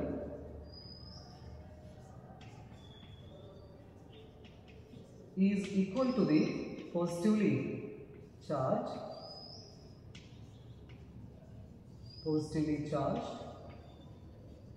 particle. ಈ ಥರ ಇತ್ತಂದರೆ ನಾವು ಇದಕ್ಕೆ ಏನಂತ ಕರಿತೀವಿ ಅಂದರೆ ಎಲೆಕ್ಟ್ರಿಕಲಿ ನ್ಯೂಟ್ರಲ್ ಅಂತ ಕರಿತೀವಿ, ಅಥವಾ ನ್ಯೂಟ್ರಲ್ ಅಟಮ್ ಅಂತ ಹೇಳ್ತೀವಿ ನಾವು. ಎಲೆಕ್ಟ್ರಿಕಲಿ ನ್ಯೂಟ್ರಲ್ ಏನಿತ್ತಂದರೆ number of negative charges equal to number of positive charges ಇತ್ತಂದರೆ ಅದಕ್ಕೆ ನಾವು ಎಲೆಕ್ಟ್ರಿಕಲಿ ನ್ಯೂಟ್ರಲ್ ಅಂತ ನಾವು ಹೇಳಿ ಕರಿತೀವಿ. ಅನ್ಚಾರ್ಜ್ ಅಂತ ಕರಿತೀವಿ, ನೆಟ್ ಚಾರ್ಜ್ 0 ಅಂತ ಕೂಡ ನಾವು ಹೇಳಿ ಕರಿತೀವಿ ನಾವು ಕೆಟಗರಿ. ಸೊ ಹಾಗಾದರೆ the atom is electrically neutral. ಒಂದು ಅಟಮ್ ಏನಿಲ್ಲ, ಇದು ಎಲೆಕ್ಟ್ರಿಕಲಿ ನ್ಯೂಟ್ರಲ್ ಅಂತ ನಾವು ಹೇಳಿ ಕರಿತೀವಿ. ಸೊ ಹಾಗಾದರೆ ಈ ಪ್ರತಿಯೊಂದು ಅಟಮ್ದಲ್ಲಿ ಎಲೆಕ್ಟ್ರಾನ್ ಅಂತ ಒಂದು ನೆಗೆಟಿವ್ಲಿ ಚಾರ್ಜ್ಡ್ ಇತ್ತಂದರೆ ಆ ನೆಗೆಟಿವ್ಲಿ ಚಾರ್ಜ್ಡ್ಗೆ ಈಕ್ವಲ್ ಆಗಿ ಪಾಸಿಟಿವ್ಲಿ ಚಾರ್ಜ್ಡ್ ಪಾರ್ಟಿಕಲ್ ಇರಲೇಬೇಕು ಅಂತ ಹೇಳಿ ಆರ್ಗ್ಯುಮೆಂಟ್ ಸ್ಟಾರ್ಟ್ ಆಗ್ತದೆ. ಯಾಕಂದರೆ ಏನು ಹೇಳ್ತಾರೆ ಅವರು, ಅಟಮ್ ಎಲೆಕ್ಟ್ರಿಕಲಿ ನ್ಯೂಟ್ರಲ್ ಅಂತಾರೆ. ನ್ಯೂಟ್ರಲ್ ಅಂತ ಹೇಳಿದರೆ ನೆಗೆಟಿವ್ ಚಾರ್ಜ್ ಎಷ್ಟು ಇರ್ತಾವಲ್ಲ ಅಷ್ಟೇ ಏನಿರಬೇಕು, ಪಾಸಿಟಿವ್ ಚಾರ್ಜ್ ಇರಬೇಕು. ಸೊ ಹಾಗಾಗಿ ಈ ಎಲೆಕ್ಟ್ರಿಕಲಿ ಏನು ನೆಗೆಟಿವ್ ಚಾರ್ಜ್ ಇದೆ, ಸೊ ಅದ್ರ ತಕ್ಕಂಗೆ ಅಷ್ಟು ಮ್ಯಾಗ್ನಿಟ್ಯೂಡ್ದಲ್ಲಿ ಪಾಸಿಟಿವ್ ಚಾರ್ಜ್ ಕೂಡ ಆಗ್ತೈತಿ. ಅವಾಗ ಮಾತ್ರ ಈ ಅಟಮ್ ಎಲೆಕ್ಟ್ರಿಕಲಿ ನ್ಯೂಟ್ರಲ್ ಆಗ್ತೈತಿ ಅಂತ ಹೇಳ್ತಾರೆ. ಸೊ ಹಾಗಾದರೆ ಆ ಪಾಸಿಟಿವ್ ಚಾರ್ಜ್ ಹೆಂಗೆ ಡಿಸ್ಟ್ರಿಬ್ಯೂಟ್ ಆಗಿರ್ತೈತಿ, ಎಲ್ಲಿ ಇರ್ತೈತಿ ಅನ್ನೋದು ಅವಾಗ ಹೇಳಿಲ್ಲ. ಯಾವುದು ಈ ಜೆ ಥಾಮ್ಸನ್ ಮಾಡಲ್, ಈ ಡಿಸ್ಚಾರ್ಜ್ ಟು ಎಕ್ಸ್ಪೆರಿಮೆಂಟ್ಸು. ಈ ಎಕ್ಸ್ಪೆರಿಮೆಂಟ್ಸ್ನಿಂದ ಏನು ಗೊತ್ತಾಯಿತು, ಡಿಫ್ರೆಂಟ್ ಎಲಿಮೆಂಟ್ಸ್ ಇರ್ಬೋದು, ಡಿಫ್ರೆಂಟ್ ಅಟಮ್ಸ್ ಇರ್ಬೋದು, ಬಟ್ ಅದರಲ್ಲಿ ಇರ್ತಕ್ಕಂಥ ನೆಗೆಟಿವ್ಲಿ ಚಾರ್ಜ್ ಪಾರ್ಟಿಕಲ್ ಒಂದೇ ಥರ ಇರ್ತೈತಿ ಅಂತ ಹೇಳ್ತಾರೆ. ನೆಕ್ಸ್ಟು, ಅಟಮ್ ಎಲೆಕ್ಟ್ರಿಕಲಿ ನ್ಯೂಟ್ರಲ್ ಆದರೆ ಆ ನೆಗೆಟಿವ್ ಚಾರ್ಜನ್ನು 0 ಮಾಡಬೇಕಂದ್ರೆ ಇನ್ನೊಂದು ಏನಿರಬೇಕಲ್ಲಿ, ಪಾಸಿಟಿವ್ ಚಾರ್ಜ್ ಇರಬೇಕು. ಸೊ ಹಾಗಾಗಿ ಈ ಪಾಸಿಟಿವ್ ಚಾರ್ಜ್ ಬಗ್ಗೆ ಇನ್ಫಾರ್ಮೇಷನ್ಸನ್ನು ಈ ಜೆ ಥಾಮ್ಸನ್ ಮಾಡಲ್ ಅಷ್ಟು ಕೊಡೋಂಗಿಲ್ಲ, ಬಟ್ ಇರ್ತೈತಿ ಅಂತ ಹೇಳ್ತಾರೆ. There must be a positive charge to make this atom electrically neutral. Already ಇಲ್ಲಿ ಒಂದು ನೆಗೆಟಿವ್ ಚಾರ್ಜ್ ಇದೆ ಅಂದರೆ ಇನ್ನೊಂದು ಪಾಸಿಟಿವ್ ಚಾರ್ಜ್ ಇರಲೇಬೇಕು. ಹಾಗಾದರೆ how this positive and negative charge distributed inside the atom, that was the question. ಹೇಳ್ತಾರೆ positive ಇರ್ತೈತಿ negative ಇರ್ತೈತಿ ಅಂತ ಹೇಳ್ತಾರೆ. ಹಾಗಾದರೆ ಈ ಪಾಸಿಟಿವ್ ಮತ್ತು ನೆಗೆಟಿವ್ ಚಾರ್ಜಸ್ಸು ಯಾವ ಥರ ಅರೇಂಜ್ ಆಗಿದ್ದಾವೆ ಅಟಮ್ಗಳೊಳಗಡೆ ಅನ್ನೋದೇ ಒಂದು ದೊಡ್ಡ ಕ್ವಶನ್ ಆಯಿತು. ಅದಲ್ಲದೆ ಸ್ಟ್ರಕ್ಚರ್ ಆಫ್ ಅಟಮ್ದು ಸ್ಟ್ರಕ್ಚರ್ ಹೆಂಗೈತಿ,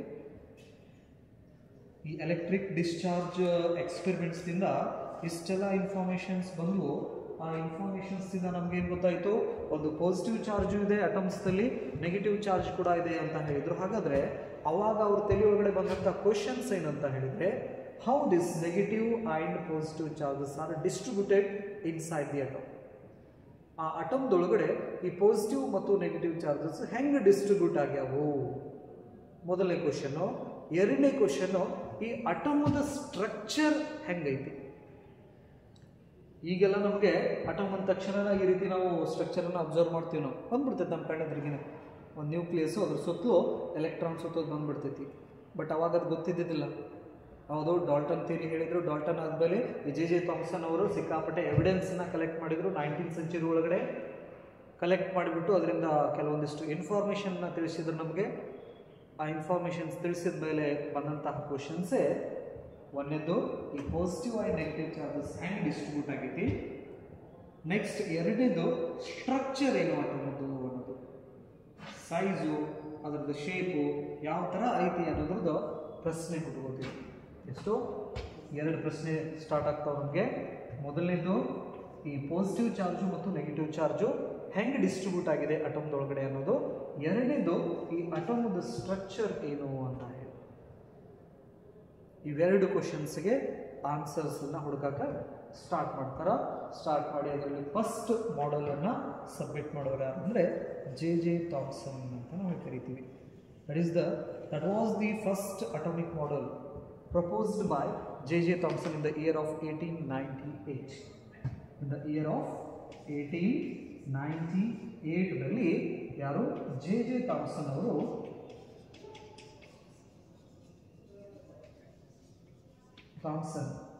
proposed the first atomic model. ಅಟಮದ ಮಾಡೆಲ್ನ ಫಸ್ಟ್ ಪ್ರಪೋಸ್ ಮಾಡಿದವರು ಯಾರಪ್ಪ ಅಂತ ಹೇಳಿದ್ರೆ ಜೆ ಥಾಮ್ಸನ್ ಅಂತ ನಾವು ಕರಿತೀವಿ. In the year of 1898 J Thomson propose the first model of atom. ಅದನ್ನು ನಾವು ಜೆ ಥಾಮ್ಸನ್ ಅಟಾಮಿಕ್ ಮಾಡೆಲ್ ಅಂತ ನಾವು ಕರಿತೀವಿ. J Thomson atomic models. So ಹಾಗಾದರೆ ಈ ಜೆ ಥಾಮ್ಸನ್ ಅವರು ಒಂದು ಮಾಡೆಲ್ನ ತೊಗೊಂಡ್ಬಂದಿಡ್ತಾರೆ. ಏನಪ್ಪ ಅಂತ ಹೇಳಿದ್ರೆ ಕಲ್ಲಂಗಡಿ ಹಣ್ಣು. ನಾರ್ಮಲಿ ನೋಡಿರ್ತಾರೆ ವಾಟರ್ ಮಿಲನ್ ಅಂತ ನಾವು ಕರಿತೀವಲ್ಲ, ಕಲ್ಲಂಗಡಿ ಹಣ್ಣು. ಸೊ ಹಾಗಾದ್ರೆ ಈ ಕಲ್ಲಂಗಡಿ ಹಣ್ಣು ಹೆಂಗಿರ್ತೈತಿ ನೋಡೋಕೆ? ದುಂಡಗ ಇರ್ತೈತಿ, ಹೌದಾ? ದುಂಡನ್ನ ತಗೊಳ್ಳೋಣ ಕಲ್ಲಂಗಡಿ ಹಣ್ಣನ್ನು. ಸೊ ದುಂಡಗ ಇರ್ತೈತಿ, ಅದ್ರ ಒಳಗಡೆ ನಾವು ಹೋದ್ವಪ್ಪ ಅಂತ ಹೇಳಿದ್ರೆ ರೆಡ್ ಕಲರ್ ಇರ್ತೈತಿ. ಆಮೇಲೆ ಅದರದ್ದು ಬೀಜ ಅಲ್ಲೊಂದು ಇಲ್ಲೊಂದು ಬೀಜ ಏನಾಗಿರ್ತಾವೆ, ಫಿಕ್ಸ್ ಆಗಿ ಕುಂತಿರ್ತಾವೆ, ಅಡ್ಡಾಡ್ತಿರಂಗಿಲ್ಲ, ಹೌದಾ? ಸೊ ಹಾಗಾದ್ರೆ ಈ ಜೆ ಥಾಮ್ಸನ್ ಮಾಡೋರು ಅವ್ರು ಏನು ಮಾಡ್ತಾರೆ, ಆ ಥರ ಕಲ್ಲಂಗಡಿ ಹಣ್ಣು ಥರ ಅಟಮ್ ಐತಿ ಅಂತ ಹೇಳ್ತಾರೆ. The atom is like a water Milan. ಇದಕ್ಕೆ ನಾವು ಪ್ಲಮ್ ಫಡ್ಡಿಂಗ್ ಮಾಡೆಲ್ ಕೂಡ ಅಂತ ನಾವು ಕರಿತೀವಿ. ಪ್ಲಮ್ ಫಡ್ಡಿಂಗ್ ಮಾಡೆಲ್ ಕೂಡ ಅಂತ ನಾವು ಕರಿತೀವಿ. ಸೊ ಹಾಗಾದ್ರೆ ಈ ಪ್ಲಮ್ ಫಡ್ಡಿಂಗ್ ಮಾಡೆಲ್ ಪ್ರಕಾರ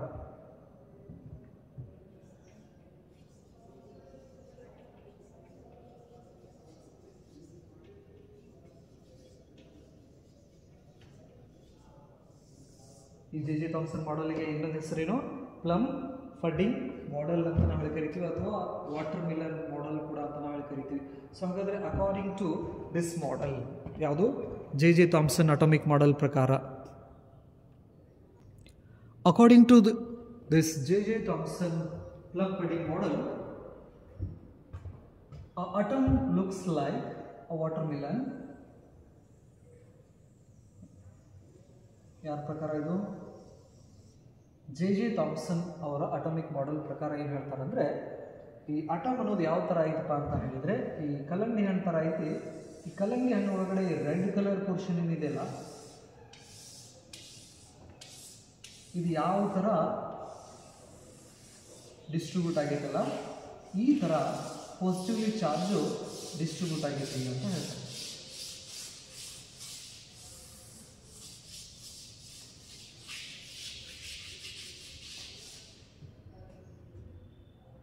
This is the distribution of positive charge inside the atom according to the J Thomson model.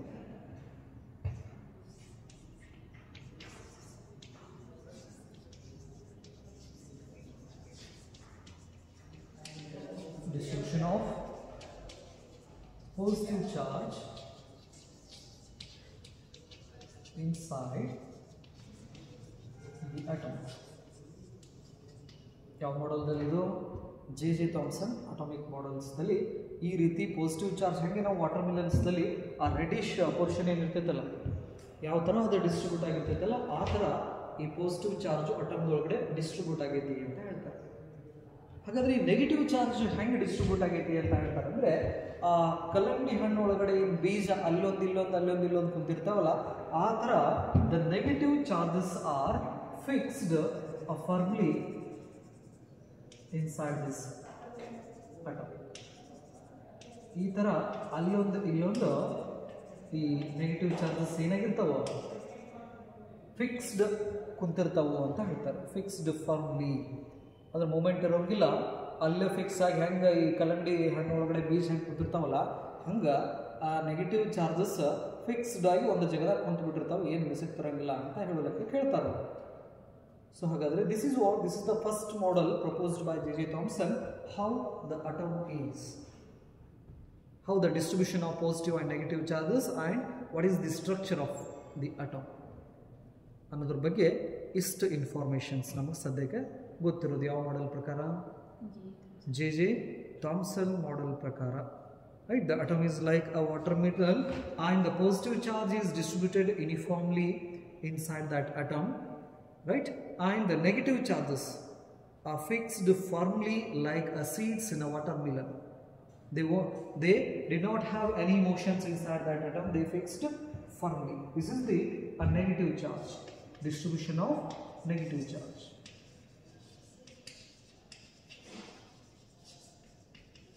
Distribution of negative charge. ಈ ಥರ ಅಟಮ್ ಐತಿ ಅಂತ ಹೇಳಿ ಜೆ ಥಾಮ್ಸನ್ ಅವರು ಹೇಳ್ತಾರೆ.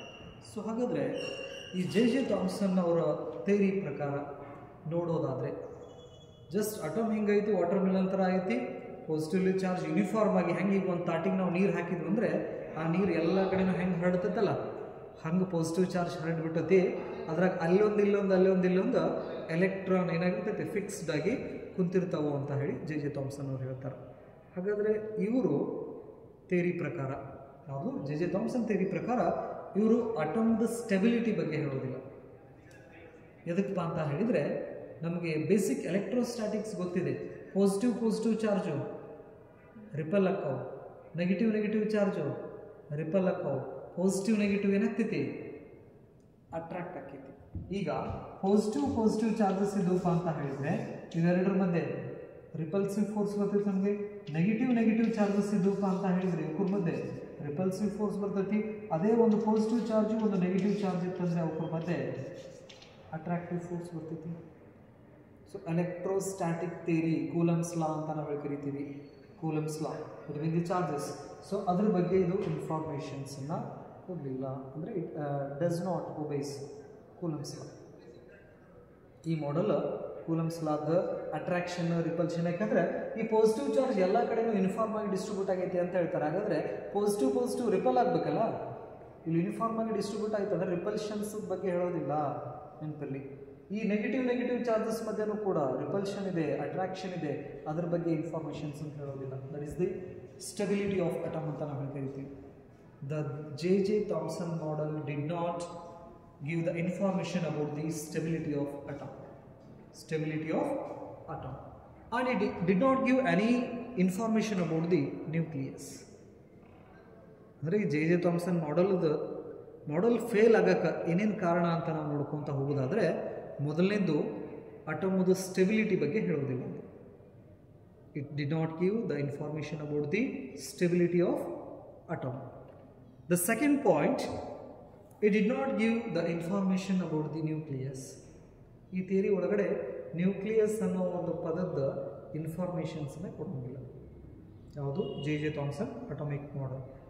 ನೆಕ್ಸ್ಟು ಇದು ಪಾಸಿಟಿವ್ ಚಾರ್ಜ್ ಬಗ್ಗೆ ಕ್ಲಿಯರ್ ಆಗಿ ಎಕ್ಸ್ಪ್ಲನೇಷನ್ ಕೊಡಲಿಲ್ಲ. ಜಸ್ಟ್ ಏನು ಮಾಡ್ಬಿಡ್ತಾರೆ, ಪಾಸಿಟಿವ್ ಚಾರ್ಜ್ ಯೂನಿಫಾರ್ಮ್ ಆಗಿ ಡಿಸ್ಟ್ರಿಬ್ಯೂಟ್ ಆಗೈತಿ ಅಂತ ಹೇಳ್ಬಿಡ್ತಾರೆ. ನೆಗೆಟಿವ್ ಚಾರ್ಜ್ ಬಗ್ಗೆನೂ ಅಷ್ಟೇ ಕ್ಲಿಯರ್ ಇನ್ಫಾರ್ಮೇಷನ್ ಇಲ್ಲ, ಫಿಕ್ಸ್ಡ್ ಅಲ್ಲೊಂದು ಫಿಕ್ಸ್ಡ್ ಆಗಿ ಕುಂತ್ಬಿಟ್ಟಿರ್ತಾವು ಅಂತ ಹೇಳ್ತಾರೆ.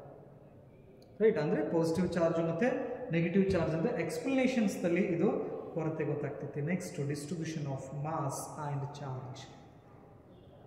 ಹಾಗಾದರೆ ಈ ಅಟಮ್ದಲ್ಲಿ ಪಾಸಿಟಿವ್ ಚಾರ್ಜದ್ದು ಮಾಸ್ ಇದೆ, ನೆಗೆಟಿವ್ ಚಾರ್ಜದ್ದು ಮಾಸ್ ಇದೆ. ಹಾಗಾದರೆ ಈ ಮಾಸ್ ಹೆಂಗೆ ಡಿಸ್ಟ್ರಿಬ್ಯೂಟ್ ಆಗೈತಿ ಅನ್ನೋದ್ರದ್ದು ಇನ್ಫಾರ್ಮೇಷನ್ಸನ್ನು ನಮಗೆ ಈ ಜೆ ಥಾಮ್ಸನ್ ಮಾಡೆಲ್ ಕೊಡೋಂಗಿಲ್ಲ. ಮಾಸ್ ಮತ್ತು ಚಾರ್ಜ್ ಹೆಂಗೆ ಡಿಸ್ಟ್ರಿಬ್ಯೂಟ್ ಆಗೈತಿ ಅಂತ ಹೇಳಿ. ನೆಕ್ಸ್ಟು ಈ ಅಲ್ಫಾ ಸ್ಕ್ಯಾಟ್ರಿಂಗ್, ರುದರ್ಫೋರ್ಡ್ ಅಲ್ಫಾ ಸ್ಕ್ಯಾಟ್ರಿಂಗ್ಸ್ ಬಗ್ಗೆ ಇನ್ಫಾರ್ಮೇಷನ್ನ ಕೊಡೋಂಗಿಲ್ಲ. ಸೊ ಹಾಗಾಗಿ ಈ ಜೆ ಥಾಮ್ಸನ್ ಮಾಡೆಲ್ ಇದಷ್ಟೇ ಅಲ್ಲದೆ ಇನ್ನೂ ಕೆಲವೊಂದಿಷ್ಟು ಇನ್ಫಾರ್ಮೇಷನ್ನ ಕೊಡೋದಿಲ್ಲ. That is the origin of a spectrum, line spectrum and absorption spectrum, line emission spectrum and line absorption spectrum ಅಂತ ನಾವು ಕರಿತೀವಿ. That is the origin of spectrum. ಅದ್ರ ಬಗ್ಗೆ ಇನ್ಫಾರ್ಮೇಷನ್ಸನ್ನು ಕೊಡೋಂಗಿಲ್ಲ. So these are the limitations of J. Thomson atomic model.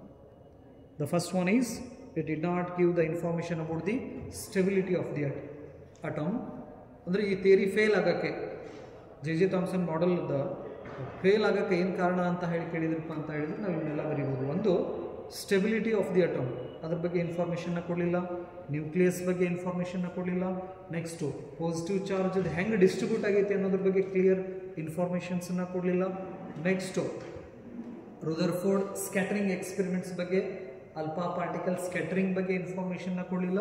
Next ಅದಲ್ಲದೆ ಮಾಸು ಮತ್ತು charge ಹೆಂಗೆ ಡಿಸ್ಟ್ರಿಬ್ಯೂಟ್ ಆಗೈತಿ ಅಟಮ್ದಲ್ಲಿ ಅನ್ನೋದ್ರದ್ದು ಕ್ಲಿಯರ್ ಇನ್ಫಾರ್ಮೇಷನನ್ನು ನಮಗೆ ಈ ಜೆ ಜೆ ಥಾಮ್ಸನ್ ಮಾಡೆಲ್ ಕೊಡಲಿಲ್ಲ. ಹಾಗಾಗಿ ಈ ಜೆ ಜೆ ಥಾಮ್ಸನ್ ಮಾಡೆಲ್ ಏನಾಗ್ತೈತಿ, ಫೇಲ್ ಆಕೈತಿ.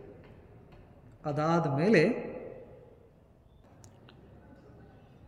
V observe the limitations of J J Thomson atomic model. So it could not explain the stability, and it could not explain the distribution of the positive charge, and it could not explain about the nucleus, Rutherford alpha scattering experiment, and it could not explain the distribution of mass and charge. So that's why this J.J. Thomson model failed to explain about the structure and the distribution of positive and negative charges. So ಅದಾದ ನಂತರ next ನಮಗೆ ಬರೋದೇ Rutherford's atomic theory. Rutherford's atomic theory, that is Rutherford alpha scattering experiment ಕೂಡ ಅಂತ ನಾವು ಕರಿತೀವಿ.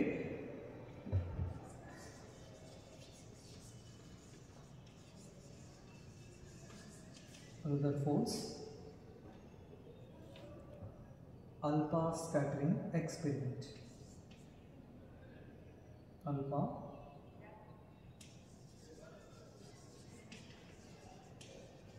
scattering experiment.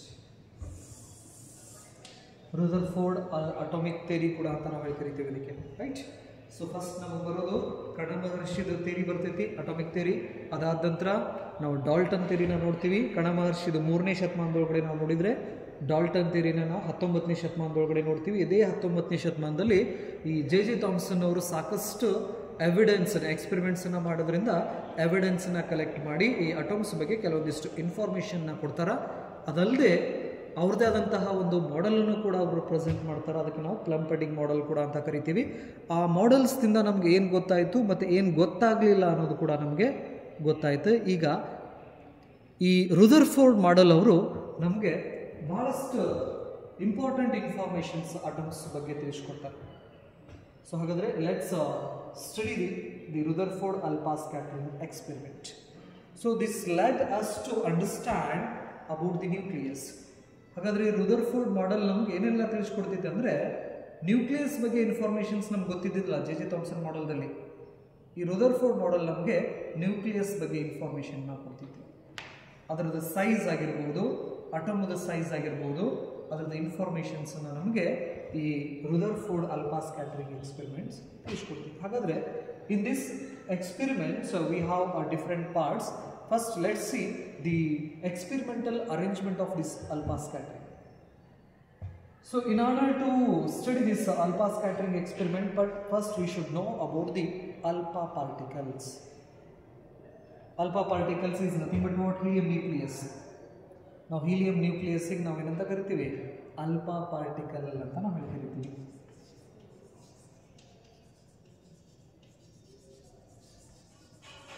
Helium nucleus. So helium ನ್ಯೂಕ್ಲಿಯಸ್ಸಿಗೆ ನಾವು ಏನಂತ ಹೇಳ್ತೀವಿ?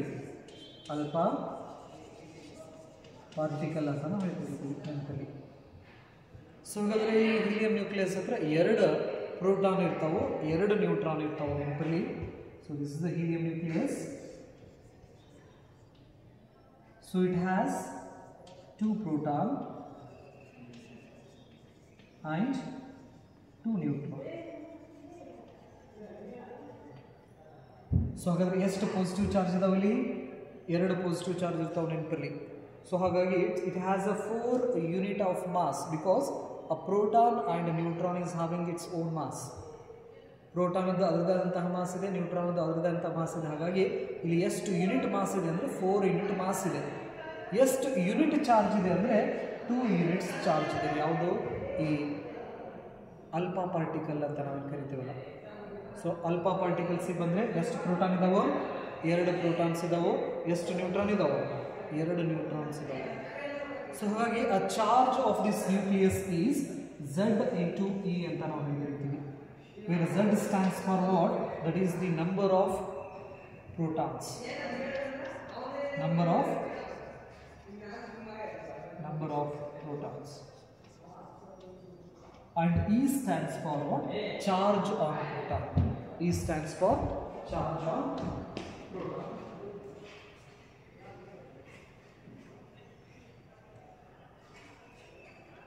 So Z stands for number of proton and E stands for what? That is a charge on a proton.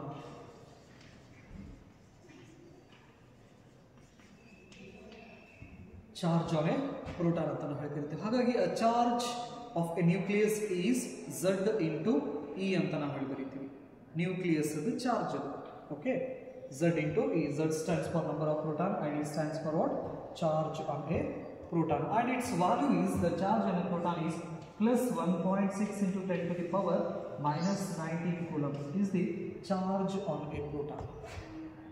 Electrons ಇದು ನಾವು charge ಅನ್ನು ನಾವು ನೋಡೋದಾದ್ರೆ charge on an electron is having a charge minus 1.6 into 10 to the power minus 19 coulomb. Coulomb is the unit of electric charge. Entering. So proton of the charge is to plus 1.6 into 10 to the power minus 19 coulomb. Electron of the charge is to minus 1.6 into 10 to the power minus 19 coulomb ಅಂತ ನಾವು ಕರೀತೀವಿ. ಇದು ಅಲ್ಪ particles ಬಗ್ಗೆ ಇಷ್ಟು information ಗೊತ್ತಿರಲಿ ನಿಮಗೆ. So ಹಾಗಾದ್ರೆ the source of alpha particle which we used in this Rutherford alpha scattering is bismuth 21483. So ಹಾಗಾದ್ರೆ ಈ ರುದರ್ಫೋರ್ಡ್ ಸ್ಕ್ಯಾಟರಿಂಗ್ ನಲ್ಲಿ ನಾವು ಅಲ್ಫಾ ಪಾರ್ಟಿಕಲ್ ಯೂಸ್ ಮಾಡ್ತೀವಲ್ಲ, ಹಾಗಾದ್ರೆ ಅಲ್ಫಾ ಪಾರ್ಟಿಕಲ್ ಅನ್ನು ಕೊಡೋರು ಯಾರು? Radio active element bismuth 21483. So this is the source of alpha particle in Rutherford alpha scattering experiment 21483. This one is the source of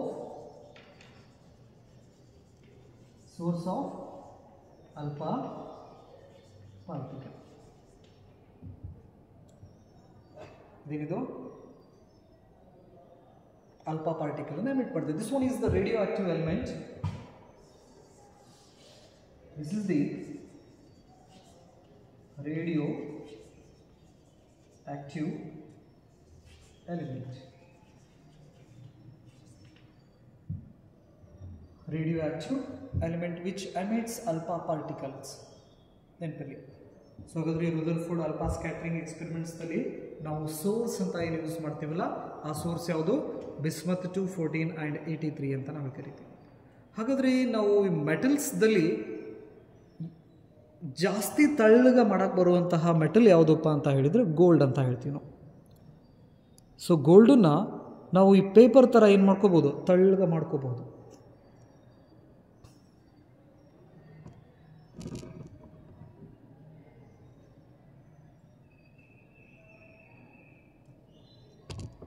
so ಹಾಗಾಗಿ ಈ alpha scattering ಎಕ್ಸ್ಪೆರಿಮೆಂಟ್ಸ್ದಲ್ಲಿ ನಾವು gold ಫಾಯಿಲನ್ನು use ಮಾಡ್ತಾರೆ.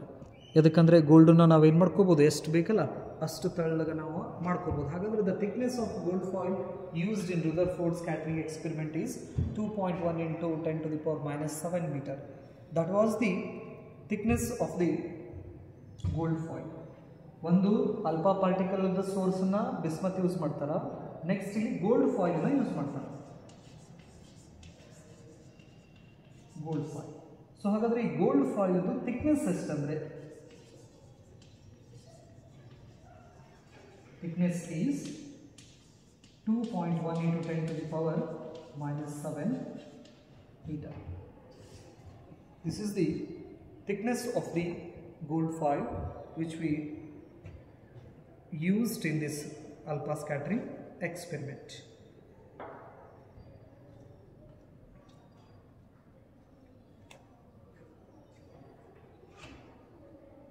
So these are the basic information about alpha particle, source of alpha particle and the gold foil and its thickness. The arrangement of Rutherford alpha scattering experiment. The experimental arrangement is, here they use the bismuth source in a lead box. ಒಂದು lead ಬಾಕ್ಸ್ದಲ್ಲಿ ಈ bismuth ಸೋರ್ಸ್ನ ಏನು ಮಾಡ್ತಾರೆ, place ಮಾಡ್ತಾರೆ. ನೆನಪಲ್ಲಿ this is the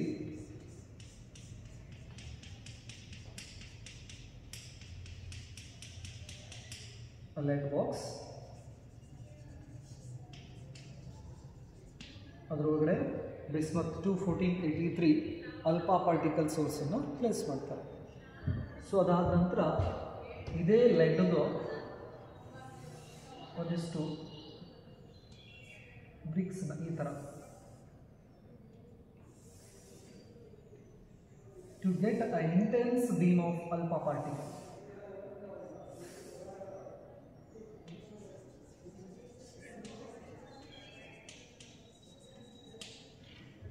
LED bricks ಈ ಥರ ಕಾಲಿಮೀಟರ್ ಕೂಡ ಅಂತ ನಾವು ಹೇಳಿ ಕರಿತೀವಿ. ಅದಕ್ಕೆ ಕಾಲಿಮೀಟರ್ಸ್ ಅದು ಕೂಡ ಲೆಡ್ಡಿಂದ ಆಗಿರ್ತೈತಿ.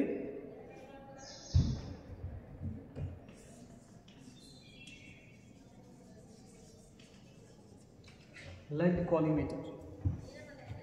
So we use this lead collimators to make an intense beam of alpha particle. Double lead collimator. So alpha particles ಬೀಮನ್ನು ಜಾಸ್ತಿ ಸ್ವಲ್ಪ ಶಾರ್ಪ್ ಮಾಡೋಕ್ಕೆ ಏನು ಮಾಡ್ತೀವಿ ನಾವು, ಈ ಥರ ಒಂದು ಕಾಲಿಮೀಟರ್ನ ಯೂಸ್ ಮಾಡ್ತೀವಿ. ಇದಾದ ನಂತರ ಗೋಲ್ಡ್ ಫಾಯಿಲನ್ನು ಪ್ಲೇಸ್ ಮಾಡಿದ್ದೀವಿ. ಈ ಥರ ಅರೇಂಜ್ಮೆಂಟ್ಸ್ನ ನಾವು ನೋಡ್ಬೋದು ಇಲ್ಲಿ. ಈ Rutherford alpha scattering experiments. This is the open gold foil.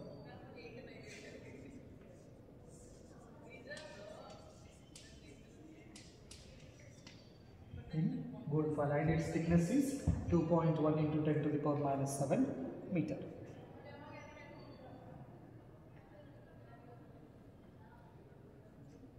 ಇದಾದಮೇಲೆ ಇದರ ಸುತ್ತಲೂ ಜಿಂಕ್ ಸಲ್ಫೈಡ್ ಸ್ಕ್ರೀನ್ ಅನ್ನು ಪ್ಲೇಸ್ ಮಾಡಿದ್ದೀವಿ.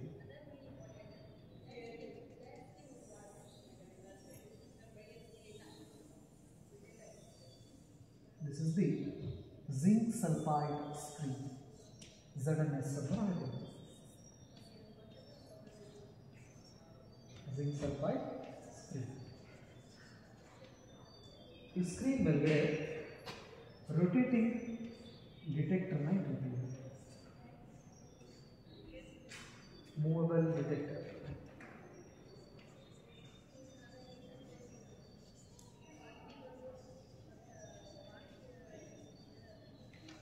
Mobile detector, and the whole arrangement is placed in a vacuum chamber. ಇದಷ್ಟು ಏನಿದೆಯಲ್ಲ ಈ hole ಅರೇಂಜ್ಮೆಂಟ್ಸನ್ನ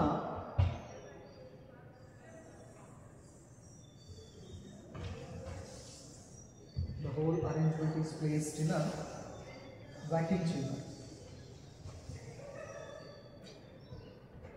in order to protect the collision of alpha particles with air particles. So this one is vacuum chamber.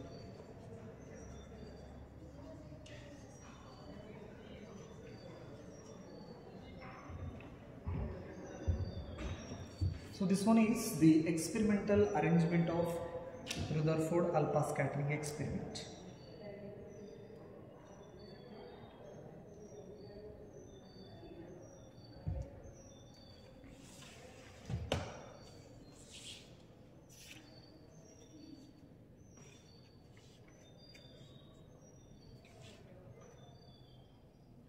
ಅದಕ್ಕೆ detector ಅಂತ ಕೂಡ ಕರಿತೀವಿ, movable detector. Next ಅದನ್ನು ನಾವು microscope ಕೂಡ ಅಂತ ನಾವು ಕರಿತೀವಿ ನೆನಪಲ್ಲಿ.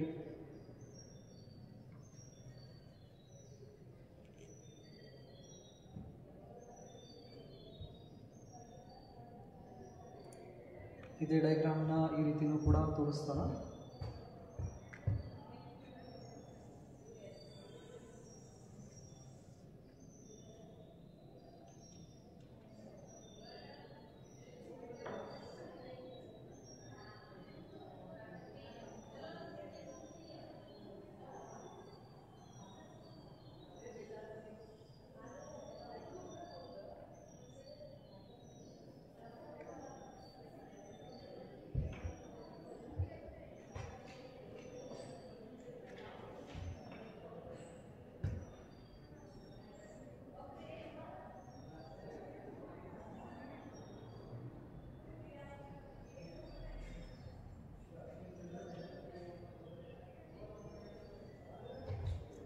box they used bismuth source and gold foil, and a beam of alpha particles hits to this gold foil.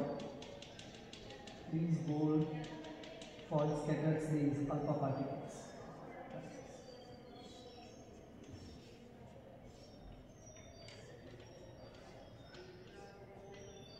Scattering of alpha particle.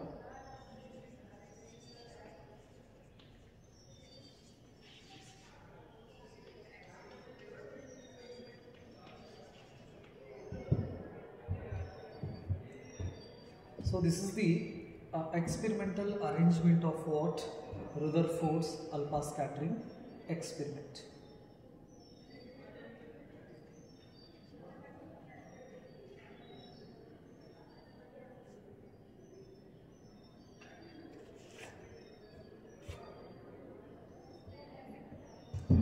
This one is the source of alpha particle.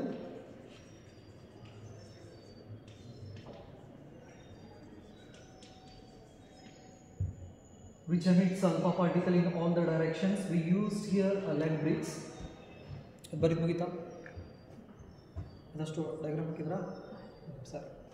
So just see here. A bismuth 21483 is the source of alpha particle which emits alpha particle continuously in all the directions.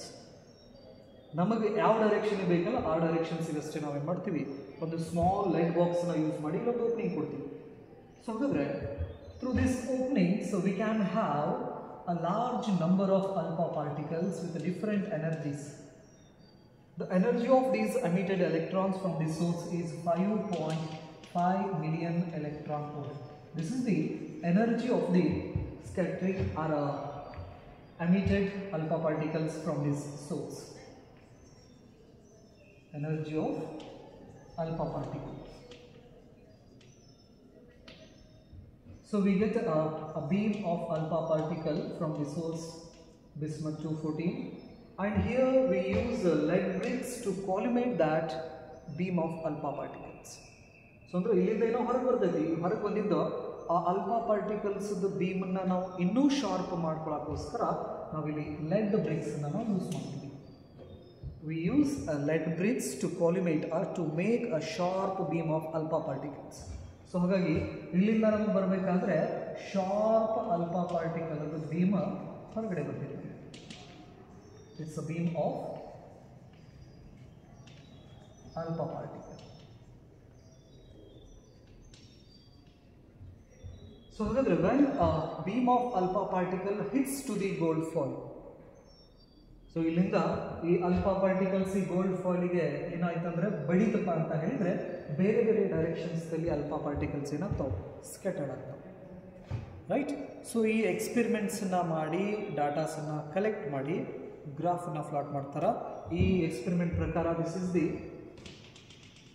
Initial direction of the alpha particles. So the most of the alpha particles pass through the gold foil in a straight line.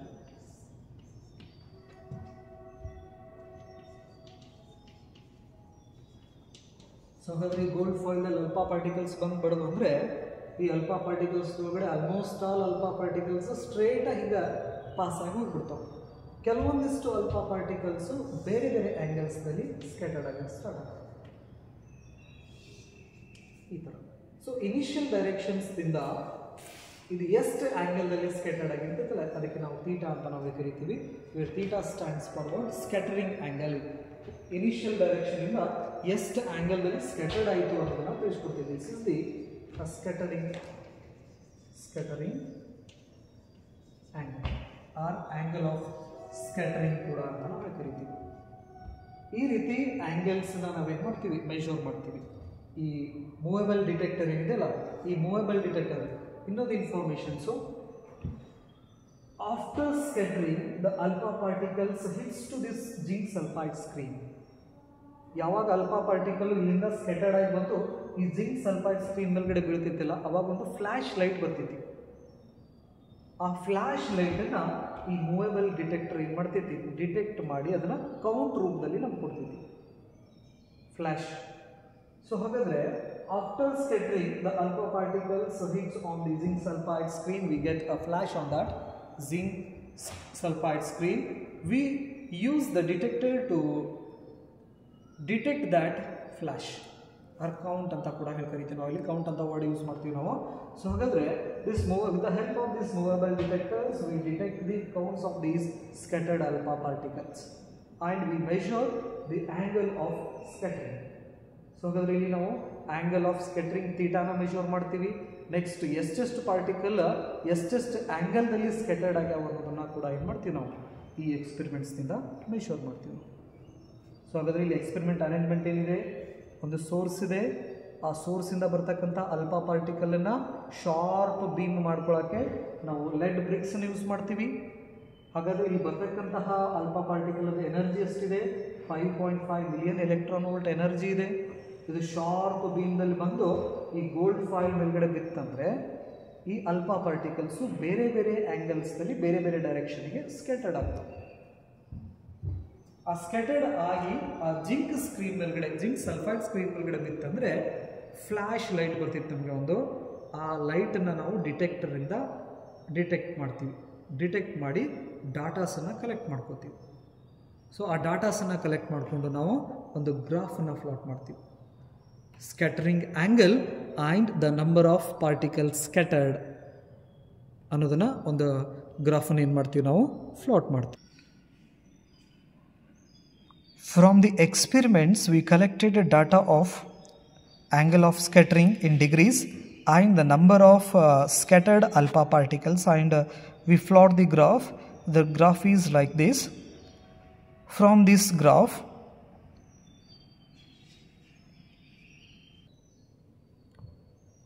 the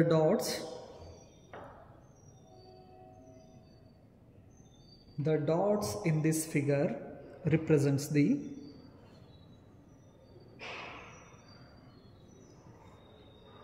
dots in this figure represent the data points, represents the data points of the actual experiment. The dots in this figure in this graph represents the data points of the actual experiment. Next point, the solid curve is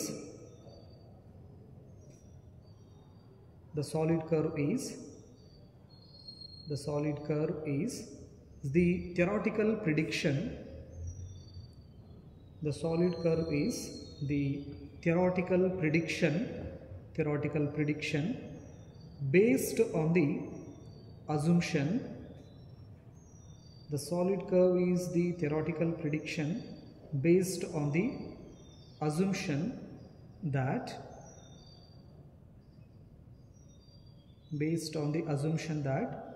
atom has a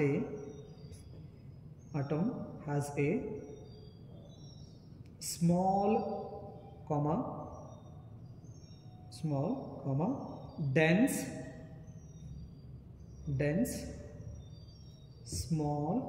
dense positively charged nucleus.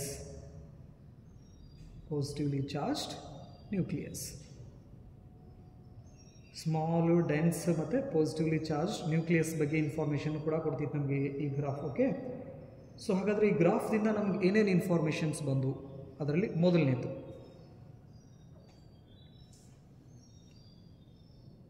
First point, most of the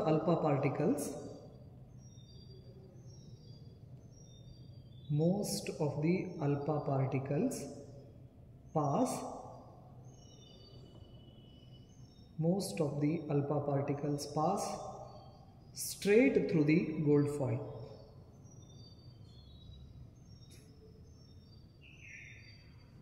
Most of the alpha particles pass straight through the gold foil. Full point, gold foil. It means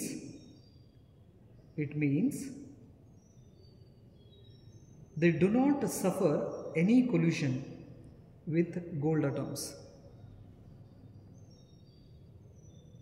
So it means they do not suffer any collision with gold atoms.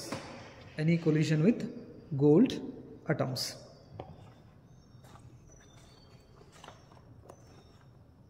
Any collision with gold atoms. So andre most of the alpha particles in this experiment did not experience any Coulomb force, Coulomb attractive and repulsive force. So hagagi most of the alpha particle in this experiments pass through the gold foil in a straight line. Continuous agi straight line dalli ನಾವು experiments dalli ನೋಡಬಹುದು. Almost all alpha particles ಹೆಂಗೆ pass ಆಗಿರ್ತಾವೆ, ಸ್ಟ್ರೇಟಾಗಿ ಹೋಗಿಬಿಟ್ಟಿರ್ತಾವೆ. Straight ಹೋಗ್ಯಾವ ಅಂದ್ರೆ ಇದರ ಅರ್ಥ ಏನು, ಅಲ್ಲಿ ಯಾರೂ ಅದನ್ನು ಅಪೋಸ್ ಮಾಡೋರಿಲ್ಲ, ಅದ್ರ ಮೇಲ್ಗಡೆ ಯಾರೂ ಎಫೆಕ್ಟನ್ನು ಹಾಕೋರು ಇಲ್ಲ ಅಂತ ಅರ್ಥ. ರೈಟ್, ಇದು ಒಂದನೇ ಪಾಯಿಂಟು. ನೆಕ್ಸ್ಟ್ ಪಾಯಿಂಟ್ ಇಲ್ಲಿ ನೋಡ್ಬೋದು ನಾವು ಇದರಲ್ಲಿ. ಸೊ ಗೋಲ್ಡ್ ಫಾಯಿಲ್ ಇದೆ. ಈ ಗೋಲ್ಡ್ ಫಾಯಿಲ್ದಲ್ಲಿ ಈ ಆಲ್ಮೋಸ್ಟ್ ಆಲ್ ಪಾರ್ಟಿಕಲ್ಸ್ ಏನಾಗಿದ್ದಾವೆ, ಸ್ಟ್ರೇಟ್ ಹೋಗಿದ್ದಾವೆ. ಇದರ ಅರ್ಥ ದಿ ಗೋಲ್ಡ್ ಫಾಯಿಲ್ದಲ್ಲಿದ್ದ ಈ ಗೋಲ್ಡ್ ಫಾಯಿಲ್ದಲ್ಲಿರ್ತಕ್ಕಂಥ ಅಟಮ್ಸ್ದಿಂದ ಯಾವುದೇ ರೀತಿ ಈ ಅಲ್ಫಾ ಪಾರ್ಟಿಕಲ್ಸಿಗೆ ಪ್ರಾಬ್ಲಮ್ ಆಗಿಲ್ಲ ಅಂತ ಅರ್ಥ, ಅಂದರೆ ಫೋರ್ಸ್ ಬಿದ್ದಿಲ್ಲ ಅಂತ ಅರ್ಥ. ನೆಕ್ಸ್ಟ್ ಎರಡನೇ point, only about 0.14%, only about 0.14% of incident alpha particles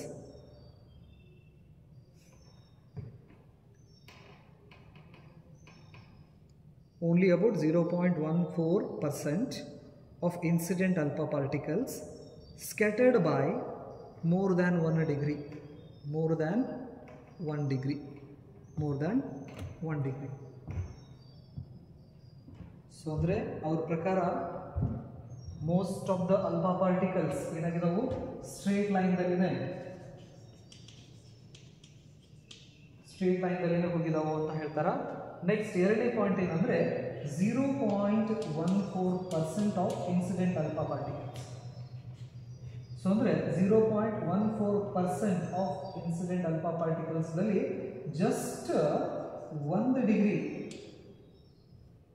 ಏನು 1 ಡಿಗ್ರಿಗಿಂತ ಜಾಸ್ತಿ ಸ್ಕ್ಯಾಟರ್ಡ್ ಆಗಿದ್ದ ಪಾರ್ಟಿಕಲ್ಸ್ ಎಷ್ಟು ಅಂದರೆ 0.14% ಆಫ್ ದಿ ಇನ್ಸಿಡೆಂಟ್ ರೇ.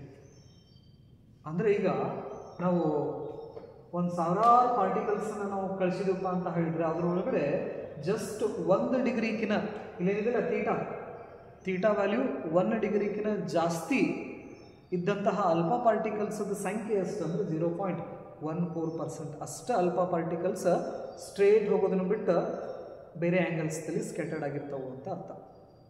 ಮೋರ್ ದ್ಯಾನ್ 1 ಡಿಗ್ರಿ ಅಂತ ನಾವು ಕರಿತೀವಿ. Right, next the third point, about 1 alpha particles in about 1 alpha particle in every 8,000 alpha particles. About 1 alpha particle in every 8,000 alpha particles. Every 8,000 alpha particles deflects by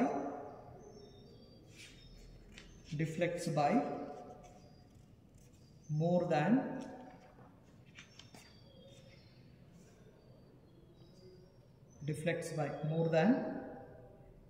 90 degree. More than 90 degree. So ಅಂದರೆ ನಾವಿಲ್ಲಿ 8,000 alpha ಪಾರ್ಟಿಕಲ್ಸನ್ನ ಕಳಿಸಿದ್ವು ಅಂದರೆ incident alpha particle ಎಷ್ಟು 8,000 alpha ಪಾರ್ಟಿಕಲ್ನ ಹಿಂಗೆ ಕಳಿಸಿದಾಗ 90 ಡಿಗ್ರಿಗಿನ ಜಾಸ್ತಿ ಆ್ಯಂಗಲ್ದಲ್ಲಿ scattered ಆಗೋ alpha ಪಾರ್ಟಿಕಲ್ಸದ ಪ್ರಮಾಣ ಎಷ್ಟು ಅಂದರೆ 1.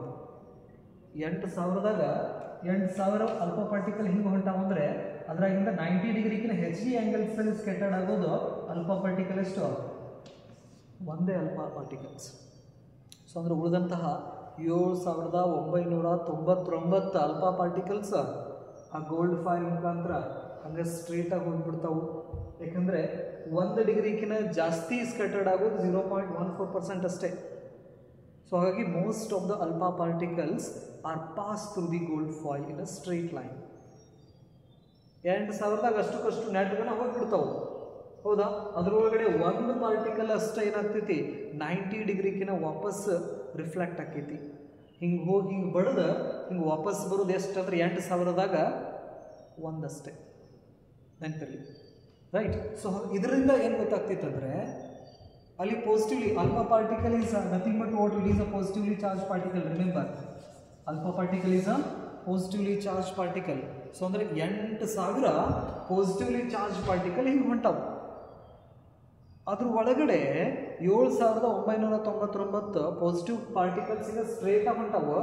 1 ಪಾಸಿಟಿವ್ ಚಾರ್ಜ್ ಅಷ್ಟು ವಾಪಸ್ ಬರಾಕತ್ತೈತಂದ್ರೆ ಆ 1 ಪಾಸಿಟಿವ್ ಚಾರ್ಜನ್ನು ಯಾರೋ ಏನು ಮಾಡ್ತಾ ಇದ್ದಾರಲ್ಲಿ ರಿಪಲ್ಸ್ ಮಾಡಕತ್ತಾರ.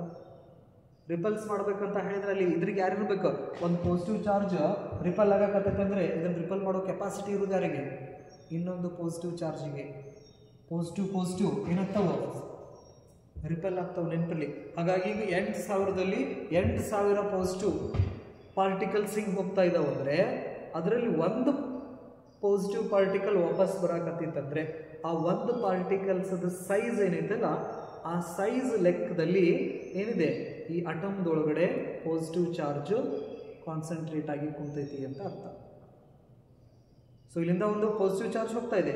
ಈ ಪಾಸಿಟಿವ್ ಚಾರ್ಜ್ ಹಿಂಗೆ ಹೋಗಿ ವಾಪಸ್ ಹಿಂಗೆ ಬರಾಕತ್ತಿತ್ತಪ್ಪ ಅಂತ ಹೇಳಿದರೆ ಒಂದಷ್ಟ ಬರಾಕತ್ತೈತಿವಿ 8000ದಲ್ಲಿ.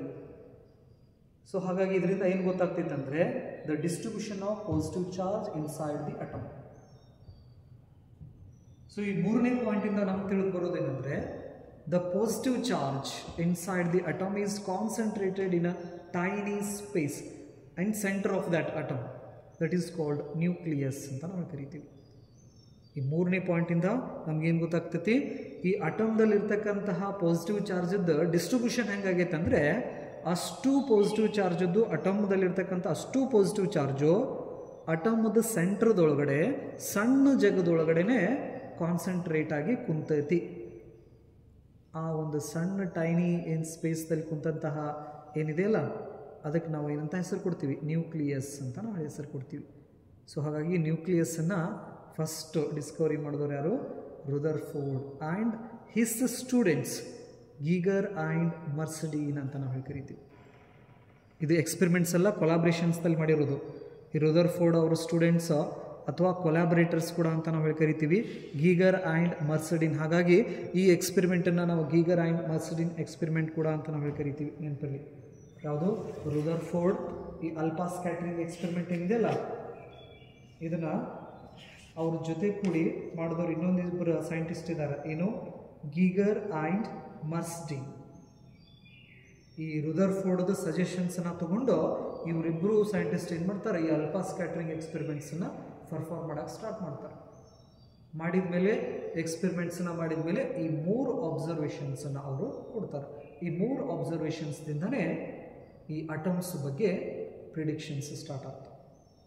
ಅಟಮ್ ಅಂದರೆ ಹೆಂಗಿರ್ತೈತಿ, ಅದರಿಂದ ಏನೇನು ಇನ್ಫಾರ್ಮೇಷನ್ಸ್ ಸಿಗ್ತೈತಿ ಅಂತ ಹೇಳಿ ಅಬ್ಸರ್ವ್ ಮಾಡೋಕ್ಕೆ ಸ್ಟಾರ್ಟ್ ಮಾಡ್ತೀವಿ ನಾವು.